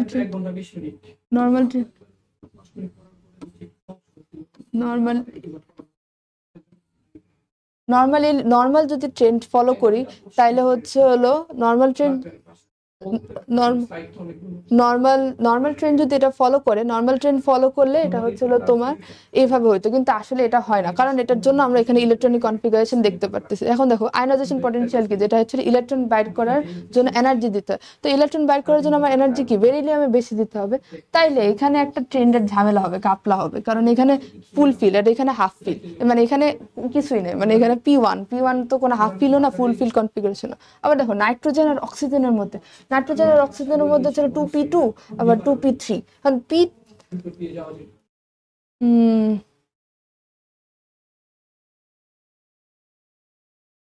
2p2 1s2, এটা ভুল করছে, এটা 2p3 হবে, ঠিক আছে। আর এখানে হচ্ছে 2p4 হবে। আচ্ছা, এখানে নাইট্রোজেন এটা P3 এটা P4, P3 P4 হলে তো এখানেও একটা ঘাপলা আছে, কারণ হচ্ছে P3 হচ্ছিল আমার হাফ পিল হচ্ছিল মোর স্টেবল কনফিগারেশন। আচ্ছা, এরপর হচ্ছিল ম্যাগনেসিয়াম অ্যালুমিনিয়াম সেম, এরা নিচ পর আসে, তো নাইট্রোজেনের পরে হচ্ছিল ফসফরাস, এরপর হচ্ছিল এরপর হচ্ছিল এই অক্সিজেনের পরে হচ্ছিল সালফার, এখানে হচ্ছিল 2, এখানে হবে 3। তো এটাও সেম, এটার যে এক্সপ্লেনেশন এগুলোরও সেম এক্সপ্লেনেশন, তো এটা বুঝাই দিই। তো এখানে হচ্ছিল লিথিয়াম, তো আমরা দেখলাম যে এটা বেশি, এটা হচ্ছিল তোমার হাফ ফিল্ড, মানে এটা বেরিলিয়াম হচ্ছিল আমার ফুল ফিল্ড হওয়ার জন্য হবে কি, এটার আয়নাইজেশন পটেনশিয়াল আমার হচ্ছে হলো বেশি হবে, বরনের থেকে বেশি হবে। তো লিথিয়ামের থেকে বরন, আবার বরনের থেকে বেশি হবে আমার বেরিলিয়াম। কার্বন ঠিকই আছে, কার্বনের কোনো সমস্যা নেই। এরপর আবার নাইট্রোজেন আর অক্সিজেনের মধ্যে যদি দেখি, নাইট্রোজেন হচ্ছে আমার হাফ ফিল্ড ছিল, তো নাইট্রোজেনের তো অবভিয়াসলি হাফ ফিল্ড থেকে বেশি স্টেবল, হাফ ফিল্ডে থেকে তুমি যদি ইলেকট্রন বের করতে দাও তোমার বেশি এনার্জি দেওয়া লাগবে, কারণ সবগুলো সেম স্পিনে আছে, সেম ম্যাগনেটিক ফিল্ডে আছে, সেম ডিরেকশনে। তো সেম ডিরেকশনে কি আমরা ভেক্টরে তো পড়ছি, সেম ডিরেকশনে থাকলে আমার মানে বেশি হয়ে যায়। তো এই জন্য আমাদের নাইট্রোজেন থেকে এনার্জি বেশি লাগবে, তো এই জন্য এটার পরে অক্সিজেন, এরপর হচ্ছিল নাইট্রোজেন, আর বাদ বাকি সেম থাকবে, ফ্লোরিন, নিয়ন। নিয়ন তো ইনার্ট গ্যাস, তো এটা থেকে সবচেয়ে বেশি বের করা লাগবে। That's the pretty explanation. এখন আমি যাই নেক্সট এক্সেপশনে। নেক্সট এক্সেপশন হচ্ছিল এই যে এটা। এখন দেখো এখানে সেই ল্যান্থোনয়েড কন্ট্রাকশনের কথা আসবে, যেমন এখানে আমার নর্মাল ট্রেন্ড কি বলে, আমার ডাউনার গ্রুপ গেলে কি আমার আয়নাইজেশন পটেনশিয়াল কমে না, যেমন বেরিলিয়ামের এটা এইভাবে এইভাবে এইভাবে এইভাবে হওয়ার কথা, এভাবে এভাবে, এটা হচ্ছে আমার নর্মাল ট্রেন্ড। বাট এখানে তো নর্মাল ট্রেন্ড মানবে না। নর্মাল ট্রেন্ড কেন মানবে না? কারণ হচ্ছে এখানে আমার এফ ব্লক চলে আসছে, ইন্ডিয়াম, থ্যালিয়াম, এগুলো হচ্ছে আমার এফ, এখানের মধ্যে আমার এফ অরবিটাল চলে আসছে। আর এফ অরবিটাল আসলে আমার ল্যান্থোনয়েড কন্ট্রাকশনের কথা মনে করতে হবে, ঠিক আছে? তো এখানে ল্যান্থোনয়েড কন্ট্রাকশন হবে। ল্যান্থোনয়েড কন্ট্রাকশনের জন্য কি আমার সাইজটা একটু বেশি ছোট হয়ে যায়, একটু বেশি ছোট হয়ে যাওয়ার কারণে অ্যাকচুয়াল আয়নাইজেশন পটেনশিয়ালের অ্যাকচুয়াল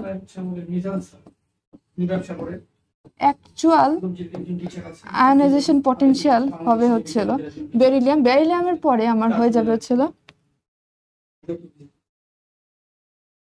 কমে, তো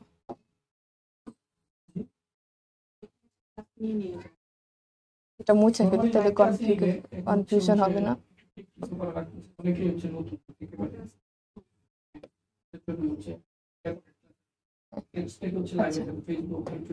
এখন এখন অ্যাকচুয়াল কনফিগারেশনটা কি হবে? এখানে তো বরন আছে, বরনের পরে আমার বরনের পরেই চলে আসে হচ্ছিল তোমার থ্যালিয়াম। আমরা জানি ডাউন আর গ্রুপ হচ্ছিল আমার আয়নাইজেশন পটেনশিয়ালটা কমে, কিন্তু কমনের জায়গায় বরনের পরে আমার চলে আসে হচ্ছিল থ্যালিয়াম।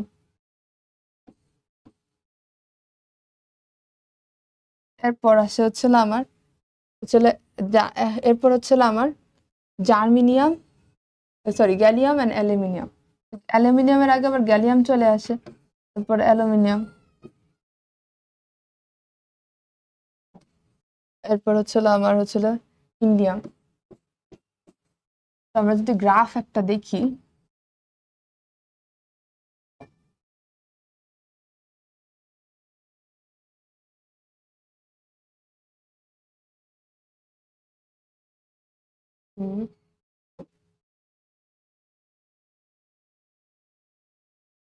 একটা গ্রাফ যদি দেখি, তাহলে সবচেয়ে বেশি আয়নাইজেশন পটেনশিয়াল কার আমার হচ্ছিল, আমি উল্টা যেটা দিয়ে দিছি, আরে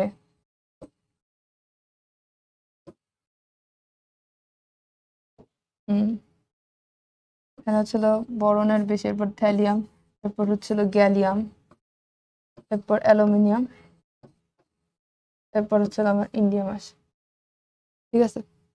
দেখো এখানে হচ্ছিল আমার বরনের পরে কি আমার হচ্ছিল, বরনের পরেই আসে আমার থ্যালিয়াম। তো বরনের পরে হচ্ছিল আমার থ্যালিয়াম আসবে, কিন্তু বরনের পরে ধরো অ্যালুমিনিয়াম, এখানে অ্যালুমিনিয়াম, এরপর হচ্ছে হলো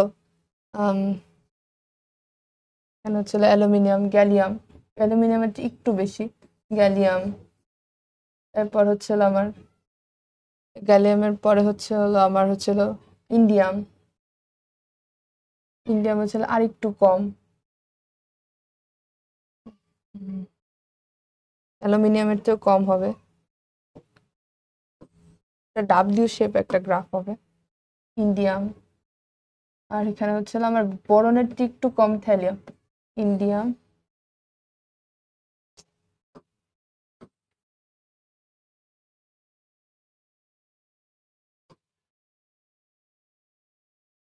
এখানে হচ্ছিল আমার ইন্ডিয়াম, আই দিয়ে বুঝালাম ইন্ডিয়াম, আর এখানে হচ্ছিল আমার থ্যালিয়াম। ঠিক আছে, এইভাবে আমার গ্রাফটা যাবে। তো এটা যদি কানেক্ট করি,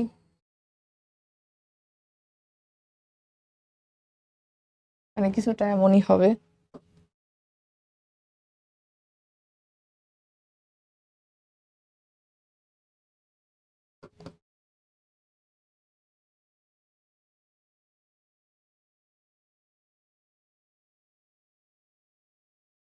ডাব্লিউ শেপ একটা গ্রাফ হবে, বিকজ অফ এখানে আমার ল্যান্থেনয়েড কন্ট্রাকশনের জন্য আমার থ্যালিয়ামের সাইজটা একটু বেশি ছোট হয়ে যায়। ছোট হয়ে যাওয়ার জন্য সাইজ ছোট হয়ে গেলে তো নিউক্লিয়াসের সাথে অ্যাট্রাকশন বেড়ে যায়, এজ এ রেজাল্ট মানে আয়নাইজেশন পটেনশিয়ালটা আমার ইভেনচুয়ালি বেড়ে যায়। দেন গ্যালিয়ামের জন্য তো আবার নেই। গ্যালিয়ামে কি হয়, গ্যালিয়ামে হয় কি আমরা জানি, এস এর পরে পি, পি এর পরে ডি, ডি এরও কিন্তু একটা কন্ট্রাকশন করার অ্যাবিলিটি আছে। ঠিক আছে, ডি এরও অ্যাবিলিটি আছে, তো ডি এরও পোর শেডিং এফেক্ট, তো ওইটার জন্য গ্যালিয়ামের সাইজটা একটু ছোট হয়ে যায়। গ্যালিয়ামের সাইজটা একটু ছোট হয়ে যায়, দ্যাটস ওয়াই আমার গ্যালিয়ামটা অ্যালুমিনিয়ামের চেয়ে বেশি আয়নাইজেশন পটেনশিয়াল লাগে, আর বাকিটা তো নর্মাল, ইন্ডিয়ামের সবচেয়ে কম। আচ্ছা, এখন এটা হচ্ছিল আমার গ্রুপ 13 ছিল, এটা গ্রুপ 13। এখন হচ্ছিল গ্রুপ 14। গ্রুপ 14-এ বেশি না, গ্রুপ 14-এ খালি এসএন আর পাবের মানে প্লাম্বাম যেটা লেথ, এই দুইটার পজিশন জাস্ট চেঞ্জ হবে, বাদ বাকি সব ঠিক আছে। কার্বন, সিলিকন, জার্মেনিয়াম, দেন হচ্ছিল কার্বন, সিলিকন, জার্মেনিয়াম। এরপর আমার লেড চলে আসবে, কারণ যেহেতু ল্যান্থেনাইট কন্ট্রাকশন হয়, এরপর আমার স্ট্যানাম আসবে, মানে টিন আসবে। এরা হচ্ছিল আমার শেষ, মানে হচ্ছিল আমার গ্রুপ 13 অ্যান্ড 14-এর যত ধরনের এক্সেপশন হয়েছে, আয়নাইজেশন পটেনশিয়ালে যতগুলো এক্সেপশন পসিবল, এটা আমার শেষ। এরপর আসি আমরা ইলেকট্রন অ্যাফিনিটি। এটাও খুবই ইজি জিনিস। The amount of energy released when 1 mole of electron is added to gaseous isolated atom. Again, gaseous isolated atom লেখাটা খুবই ইম্পর্টেন্ট, এটা একটা ডেফিনেশনের পার্ট, এটা না লিখলে ডেফিনেশন হবে না। কারণ গ্যাসিয়াস আইসোলেটেড না হলে তো আয়নাইজেশন এনার্জি হবে না, মেজারই করা যাবে না। কারণ গ্যাসিয়াস কেন, কারণ দূরে দূরে, কারণ আমরা আলাদা সিঙ্গেল অ্যাটম চাই। আর হচ্ছে আইসোলেটেড মানে সিঙ্গেল, ওটাই বুঝাইছে। অনলি গ্যাসিয়াস স্টেটেই অ্যাটম গুলো দূরে দূরে থাকে, কারণ তাদের এনার্জি বেশি থাকে, তারা দূরে দূরে থাকে, তাদের বন্ড ফর্ম করার দরকার পড়ে না। আচ্ছা, to make it 1 mole uninegative gaseous ion, মানে একটা এখানে ইলেকট্রন অ্যাফিনিটিটা কি, আমি যখন একটা ইলেকট্রনকে এন্টার করাবো নিউক্লিয়াসের অরবিটে, মানে অ্যাটমের অরবিটে, যে অ্যামাউন্ট অফ এনার্জি নিউক্লিয়াস খুশি হয়ে আমাকে ফেরত দিয়ে দিবে, ওটা হচ্ছে ইলেকট্রন অ্যাফিনিটি। তো ইলেকট্রন অ্যাফিনিটি আমরা এনার্জি পাই মানে কি, এটা এক্সোথার্মিক প্রসেস। ঠিক আছে, তো ইলেকট্রন অ্যাফিনিটি একটা এক্সোথার্মিক প্রসেস। আচ্ছা, এটার ইউনিটও ওই আয়নাইজেশন পটেনশিয়ালের মতনই, ইলেকট্রন ভোল্ট পার অ্যাটম অথবা কিলো জুল পার মোল, সেম। তো এরপরে হ্যাঁ, এখন এটারও এক্সপ্লেনেশন সেম। আম, যখন আমরা এখান থেকে লেফট টু রাইটে যাব, পিরিয়ডিক টেবিলে লেফট টু রাইটে যাব, আমাদের কি হবে, প্রোটন নাম্বারটা বাড়বে। প্রোটন নাম্বারটা বাড়ার জন্য হয় কি, আমরা আবার আমাদের লাস্ট শেলে ইলেকট্রন নাম্বারও বাড়বে। এক্সট্রা করে যখন ইলেকট্রন অ্যাড করতে যাব, ইলেকট্রন গুলা রিপালস করবে, ইলেকট্রন চাবে না যে আরো নতুন ইলেকট্রন আসুক। ঠিক আছে, তো আমার লেফট টু রাইটে ইলেকট্রন অ্যাফিনিটি তাহলে আমার কমে যায়। সেম আবার আমি যখন ডাউন আ গ্রুপ গেল, আমার ইলেকট্রন অ্যাফিনিটি তোমার, যেহেতু অ্যাডেড শেল হচ্ছে, ইলেকট্রন অ্যাফিনিটি কমবে। কারণ কি, নিউক্লিয়াসের সাথে ইলেকট্রনের অ্যাট্রাকশনটা কম, আবার লাস্ট শেলে ইলেকট্রনও কম, তো ইলেকট্রন অ্যাফিনিটি কমবে। তো ডাউন আ গ্রুপ গেলেও কমবে, আবার লেফট টু রাইটে গেলেও কমবে। ঠিক আছে, যে ডাউন আ গ্রুপ কমতেছে, আবার লেফট টু রাইটে গেলেও আচ্ছা না সরি, লেফট টু রাইটে গেলেও বাড়তেছি, এটা উল্টা বলছি আমি। ডাউন আ গ্রুপ গেলেও আমার ইলেকট্রন অ্যাফিনিটিটা কমতেছে, কারণ নিউক্লিয়াসের সাথে অ্যাট্রাকশন কম। আর লেফট টু রাইটে গেলে আমার নিউক্লিয়াসের সাথে কি অ্যাট্রাকশন বাড়তেছে, যদিও রিপালশন হচ্ছে, বাট স্টিল অ্যাট্রাকশন তো আমার বাড়তেছে। নিউক্লিয়াসে পজিটিভ চার্জও বাড়তেছে, অ্যাট্রাকশনও বাড়তেছে, দ্যাটস ওয়াই আমার হচ্ছে হলো ইলেকট্রোনেগেটিভিটিটাও এই সাইড দিয়ে বাড়তেছে। আবার এখানে আবার জিরো হয়ে যায়, নোবেল গ্যাসের কেসে আবার জিরো হয়ে যায়, কারণ এখানে তো কোনো মানে কিছু নাই, মানে অ্যাট্রাকশনও করে না, ওরা রিপালশনও করে না, কিছুই করে না, ওরা তো নোবেল। তো এই জন্য হচ্ছে আমার ইলেকট্রন অ্যাফিনিটি এভাবে বাড়ে, লেফট টু রাইটে গেলে বাড়ে, আবার ডাউন গ্রুপ গেলে হচ্ছে আমার কমে। এটাই ইলেকট্রন অ্যাফিনিটি সেম। আচ্ছা, explain the reactivity of group 17। আচ্ছা আচ্ছা, এটার মধ্যে আমাদের কিছু এক্সেপশন আসবে।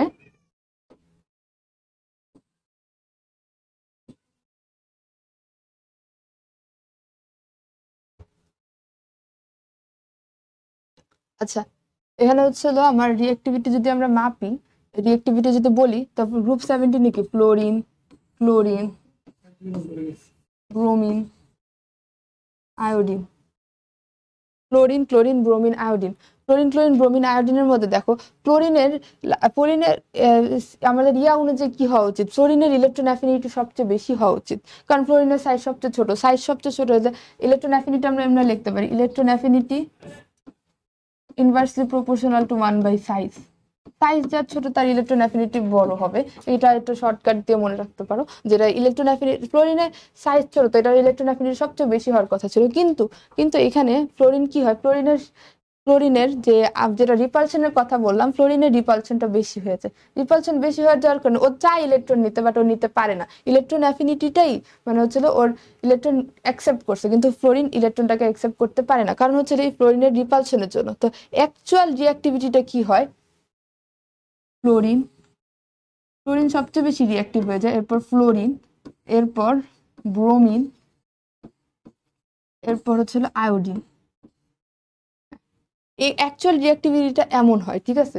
ক্লোরিন, ব্রোমিন, আয়োডিন, এটা একটা এক্সেপশন ছিল, যে কারণ ফ্লোরিনের অ্যাকচুয়ালি বড় হওয়ার কথা ছিল, কিন্তু হয় না, কারণ এখানে যে নতুন ইলেকট্রনটা যে আমি ঢুকাবো ফ্লোরিনের লাস্ট সেলে, আপকামিং ইলেকট্রনটাকে ওরা রিপেল করবে। বিকর্ষণের কারণে ইলেকট্রনটা দূরে সরে যাবে, দূরে সরে যাওয়ার কারণে ও নিতে পারবে না অ্যাকচুয়ালি ইলেকট্রন, কিন্তু ও নিতে চায়। তো আবার ব্রোমিন আয়োডিনের চেয়ে আবার ফ্লোরিন বেশি থাকবে, কারণ ব্রোমিন আয়োডিন তো অনেক বড়, সাইজ বড় হয়ে যায়। তো ওরা ইলেকট্রন ফ্লোরিনের চেয়ে কম একসেপ্ট করে, ইলেকট্রন অ্যাফিনিটি কম। ফ্লোরিনের ইলেকট্রন অ্যাফিনিটিটা মানে ইলেকট্রনের প্রতি অ্যাট্রাকশনটা বেশি, বাট ওরা ইলেকট্রন নিতে পারে না রিপালশনের জন্য। আচ্ছা, এখন না আরেকটা গ্রুপের সেম এই জিনিসটা আমার সেম হবে, যেমন অক্সিজেন, সালফার, নাইট্রোজেন, ফসফরাস। এটা পরে দিই, আগে দিই। নাইট্রোজেন, ফসফরাস, অক্সিজেন, সালফার, দেন ফ্লোরিন, ক্লোরিন। তো সবগুলা মানে প্রথম এই 2 আর 3 এর জন্য, 2 আর 3 পিরিয়ডের জন্য এই ট্রেনটা ফলো করবে, এই ট্রেনটা সবসময় ফলো করবে। কারণ আরেকটা এক্সেপশন, এটা গ্রুপ 16 এর এক্সেপশন আছে কিছু। গ্রুপ 16 এর আমরা মৌলগুলা জানি, অক্সিজেন, সালফার, সেলেনিয়াম, পলোনিয়াম, ঠিক আছে। তো এটার মধ্যে হয় কি, আমার অক্সিজেন, এইটার মধ্যে একটা জিনিস হয়, সালফার হবে,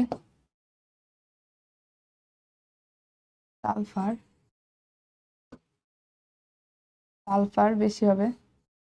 তারপর সেলেনিয়াম বেশি হবে। তারপর এটা পলোনিয়ামটা রেডিও অ্যাক্টিভ, আমারটা না দিলেও হয়। এটা অ্যাকচুয়াল গ্রুপ 16 এর ইলেকট্রন অ্যাফিনিটির আমার মানে ট্রেন্ড অ্যাকচুয়াল এটা, ঠিক আছে। এটা এক্সেপশন আমার, এটা আমার এক্সেপশন। এখানে আমি আরেকটা জিনিস অ্যাড করি, এন্ড 16। তো সবচেয়ে বেশি অক্সিজেনটা পিছনে চলে যায়, কারণ অক্সিজেন একটু ইনার্ট টাইপের, অক্সিজেন নিজের সাথে নিজেই বন্ড করে থাকে, মানে অক্সিজেনের ইলেকট্রন অ্যাফিনিটি কম, মানে মোট কথা এখানে এটা একটা এক্সেপশনাল ভ্যালু।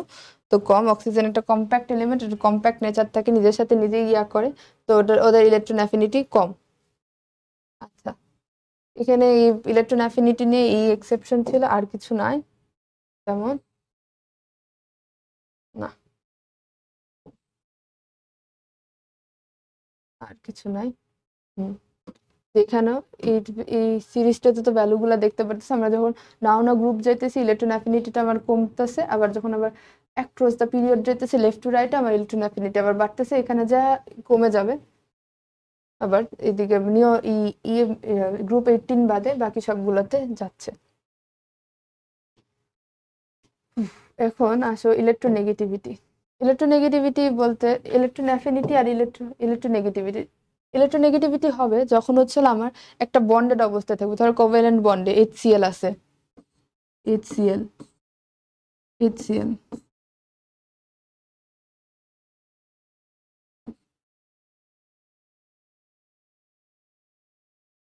আচ্ছা, এখন দেখো HCl এর যে ক্লোরিনের ইলেকট্রোনেগেটিভিটি হচ্ছে আমার 3 আর হাইড্রোজেনের হচ্ছে আমার 2.1। তো এখানে কিছু ইলেকট্রোনেগেটিভিটির ভ্যালু আমার মুখস্থ করা লাগবে। ক্লোরিনের হচ্ছে আমার 4, অক্সিজেনের হচ্ছে আমার 3, ক্লোরিনের হচ্ছে অক্সিজেনের 3.5, ক্লোরিনের 3, নাইট্রোজেনের 3, ব্রোমিনের 2.8, ব্রোমিনের 2.8, হাইড্রোজেনের ফসফরাসের 2.1, কার্বনের হচ্ছে 2.5, আয়োডিনের 2.5, সালফারেরও আই গেস 2.5। এই কয়েকটা ইলেকট্রোনেগেটিভিটির ভ্যালু জানলেই হবে, এর বেশি জানা আই গেস লাগে না।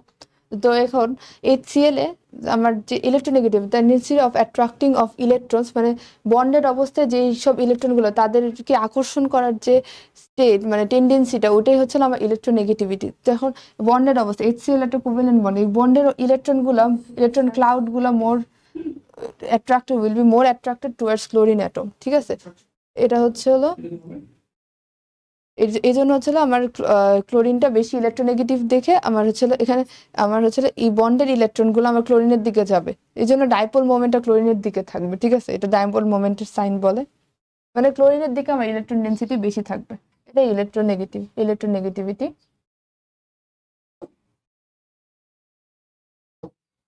হ্যাঁ, এখন এটা একটা লাস্ট জিনিস, ইলেকট্রোনেগেটিভিটি আর ইলেকট্রন অ্যাফিনিটির ডিফারেন্সটা কি। এখন এটা আসতে পারে, ইলেকট্রন নেগেটিভিটিও হচ্ছে ইলেকট্রনকে অ্যাট্রাক্ট করা, ইলেকট্রন অ্যাফিনিটিও ইলেকট্রনকে অ্যাট্রাক্ট করা, বাট ডিফারেন্স ইজ যে এখানে ইলেকট্রোনেগেটিভিটি দেই EN আর EA, ইলেকট্রন অ্যাফিনিটি। ইলেকট্রোনেগেটিভিটিটা আমার ইলেকট্রনটা থাকবে কি বন্ডেড অবস্থায় থাকবে, ইলেকট্রন কি বন্ডেড অবস্থায় থাকবে। আর এখানে হচ্ছে একসেপ্ট করবে ইলেকট্রন, একসেপ্ট ফ্রি ইলেকট্রন, যেটা আমি বাইরের থেকে ইলেকট্রন দিব, ফ্রি ইলেকট্রন। আচ্ছা, আরেকটা জিনিস যে এটা ইলেকট্রনটাকে কিন্তু একসেপ্ট করে, এখানে জাস্ট অ্যাট্রাক্ট করবে, বাট বাট এই জিনিসটাতে ইলেকট্রন একসেপ্ট করে সে একটা নেগেটিভ আয়নে কনভার্ট হয়ে যাবে, এখানে হচ্ছে একসেপ্ট করবে, ঠিক আছে। এটা অ্যাট্রাক্ট করবে, এটা অ্যাকসেপ্ট করবে, এটাই বেসিক্যালি মানে খুব কম বেশি। আর এটা হচ্ছিল আমার বন্ড ফর্ম করার আগে যে স্টেটটা থাকে ইলেকট্রন অ্যাফিনিটিটা, মানে বন্ড করার আগে, মানে ফ্রি অবস্থায় যে ফ্রি ইলেকট্রন আমি অ্যাড করবো ওইটা, আর এটা হচ্ছিল বন্ড ফর্ম করার পর আমরা ইলেকট্রোনেগেটিভিটিটা মেজার করি। তো ঠিক আছে, এখানে আমাদের মানে কম বেশি পিরিয়ডিক প্রপার্টিজ আমার শেষ, ঠিক আছে। এখন আমাদের একটা টপিকে জাস্ট বাদ আছে, ওটা হচ্ছিল আমাদের অক্সাইডস, ওটা খুবই শর্টে বইলা দিব। তো অক্সাইডটা বাদ আছে, ওটা করতেছি আমরা এখন। অক্সাইড বেশি না।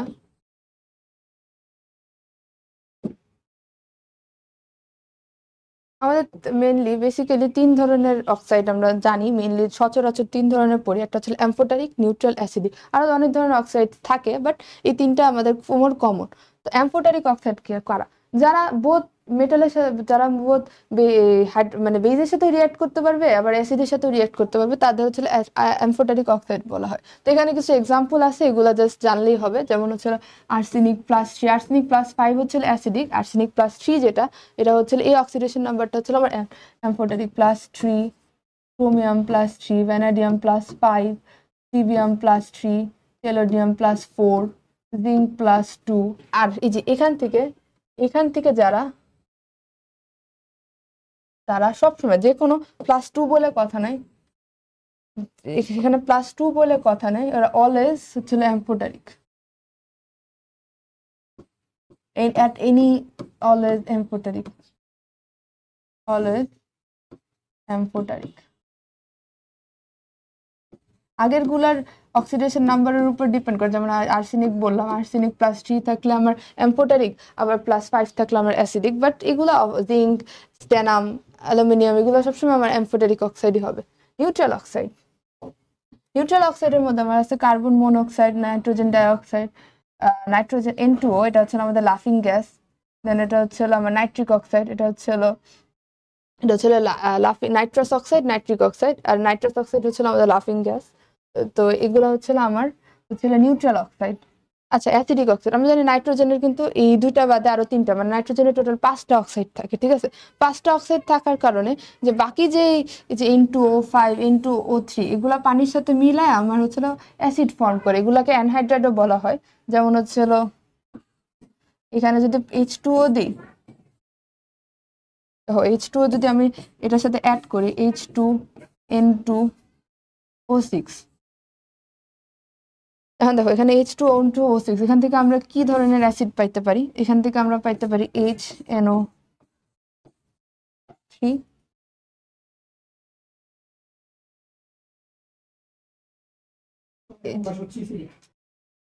HNO3 দুইটা।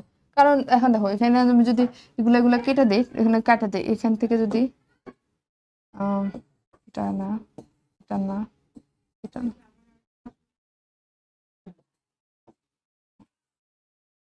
এখানে 3 হবে, HNO3 এটা পাবো। এটার মধ্যে যদি আমরা পানি দিই, ওয়াটার অ্যাড করি, ওয়াটার করলে H2N2O5, এটা কি হচ্ছিল HNO3 প্লাস HNO2। এটাকে মিক্সড অক্সাইড বলি আমরা, কারণ দেখো এখান থেকে নাইট্রিক অ্যাসিডও পাইতেছি, আবার আমরা এখান থেকে নাইট্রাস অ্যাসিডও পাইতেছি, দুইটাই পাইতেছি। তো এটাকে আমরা মিক্স অক্সাইড না, সেটা মিক্স অ্যানহাইড্রাইড বলবো, ঠিক আছে, মিক্স অ্যানহাইড্রাইড বলবো, এটাকে মিক্স অ্যানহাইড্রাইড হবে, মিক্স অ্যানহাইড্রাইড। এটা আমার মিক্সড অ্যানহাইড্রাইড। এটা অন্য কালি দিয়ে লিখি, রেড।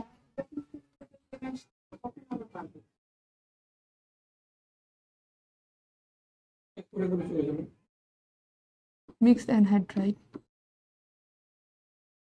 এটা আমার মিক্সড অ্যানহাইড্রাইড, যেটা N2O5। আর এটার সাথে যদি আমি পানি অ্যাড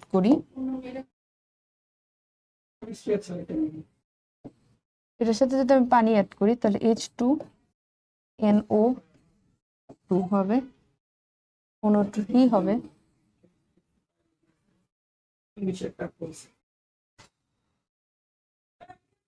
এটার সাথে পানি অ্যাড করলে আমরা HNO2 পাবো। তো এটা রিএফ হবে না বলি, নাইট্রাস অ্যাসিড যেটা HNO2 পাবো।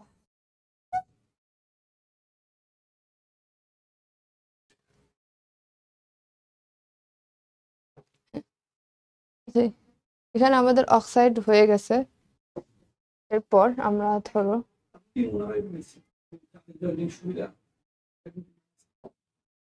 আচ্ছা, এখন এখানে কিছু এক্সট্রা জিনিস আছে, যেমন peroxide, suboxide, superoxide, polyoxide, mix oxide, ঠিক আছে। তো পার অক্সাইড কি জিনিস? পার অক্সাইডে আমার অক্সিজেনের অক্সিডেশন নাম্বার -1 থাকবে। সাব অক্সাইডে আমার অক্সিজেনের অ্যামাউন্ট একটু কম থাকবে। সুপার অক্সাইডে আমার অক্সিজেনের অক্সিজেন নাম্বার -1/2 থাকবে। পলি অক্সাইডে হচ্ছিল অক্সিজেন হচ্ছিল একটু বেশি থাকবে। আবার মিক্সড অক্সাইড যেগুলা, ওগুলো হচ্ছে ধরো তোমার Fe2O3 ফেরিক অক্সাইড, আবার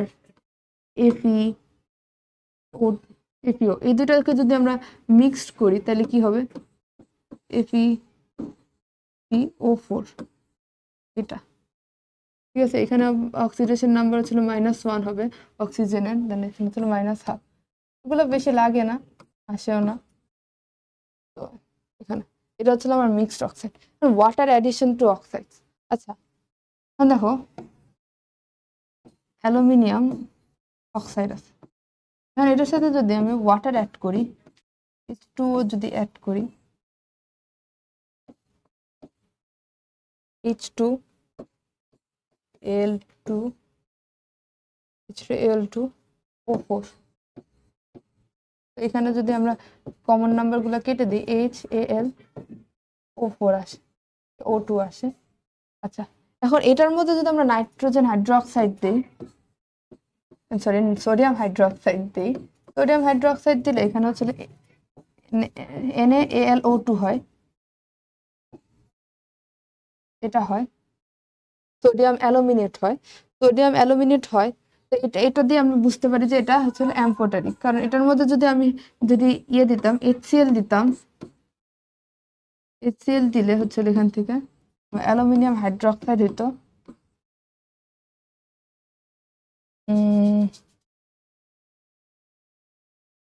সরি আমি একটু ভুল করছি, HCl দিলে এখানে আমার এখানে হচ্ছিল আমার অ্যালুমিনিয়াম ক্লোরাইড হইতো, ঠিক আছে, LCl3 হইতো, অ্যালুমিনিয়াম ক্লোরাইড হইতো এখানে, অ্যালুমিনিয়াম ক্লোরাইড। এরকম আরো কিছু এক্সাম্পল দেওয়া যেতে পারে, যেমন টিন, SnO2, SnO টিন, এটার সাথে যদি আমি পানি অ্যাড করি, H2O, যদি পানি অ্যাড করি H2SnO3 হয়ে যায়। এখন এটার মধ্যে যদি আমি NaOH অ্যাড করি, NaOH, তো NaOH থেকে আমরা পাবো হচ্ছে H2O প্লাস হচ্ছে হলো আমার Na2, কারণ এখানে কি Sn এর সাথে কয়টা ছিল, Sn এর সাথে দুইটা ছিল, দুইটা হাইড্রোজেন ছিল, সে এক ভ্যালেন্সির, হাইড্রোজেনের এক ভ্যালেন্সি, সোডিয়ামের এক ভ্যালেন্সি। তো এখানে দুইটা ছিল, এখানে সোডিয়ামও এখানে তাহলে ডিসপ্লেস করে আমার দুইটা আসবে, Na2SnO3, সোডিয়াম স্ট্যানেট, ঠিক আছে। সেম আমরা এটা লেডের জন্য করতে পারি, লেড অক্সাইড লেডের জন্য করতে পারি, সেম আমরা হচ্ছে জিঙ্কের জন্য করতে পারি, জিঙ্ক অক্সাইডের জন্য করতে পারি, সেম জাস্ট ওয়াটার অ্যাড করবে, সোডিয়াম হাইড্রোক্সাইড অ্যাড করবে, এরপর আমার পানি বের হয়ে যাবে, প্লাস আমার সোডিয়াম জিঙ্কেট, সোডিয়াম প্লাম্বেট এগুলা রয়ে যাবে, ঠিক আছে। এই হচ্ছিল আমাদের অক্সাইডের ব্যাপার, চলে গেল। এখন আর কিছু আছে কিনা দেখি, তো আর কিছু আমাদের নাই, আমাদের ক্লাস, হ্যাঁ আর কিছু আমাদের নাই। তো আমাদের ক্লাস হচ্ছিল আজকে তাহলে এতটুকু পর্যন্ত থাকলো। তো হোপ করি আজকের লেকচারটা তোমরা বুঝেছো, আর ভালো থাকবা, সুস্থ থাকবা।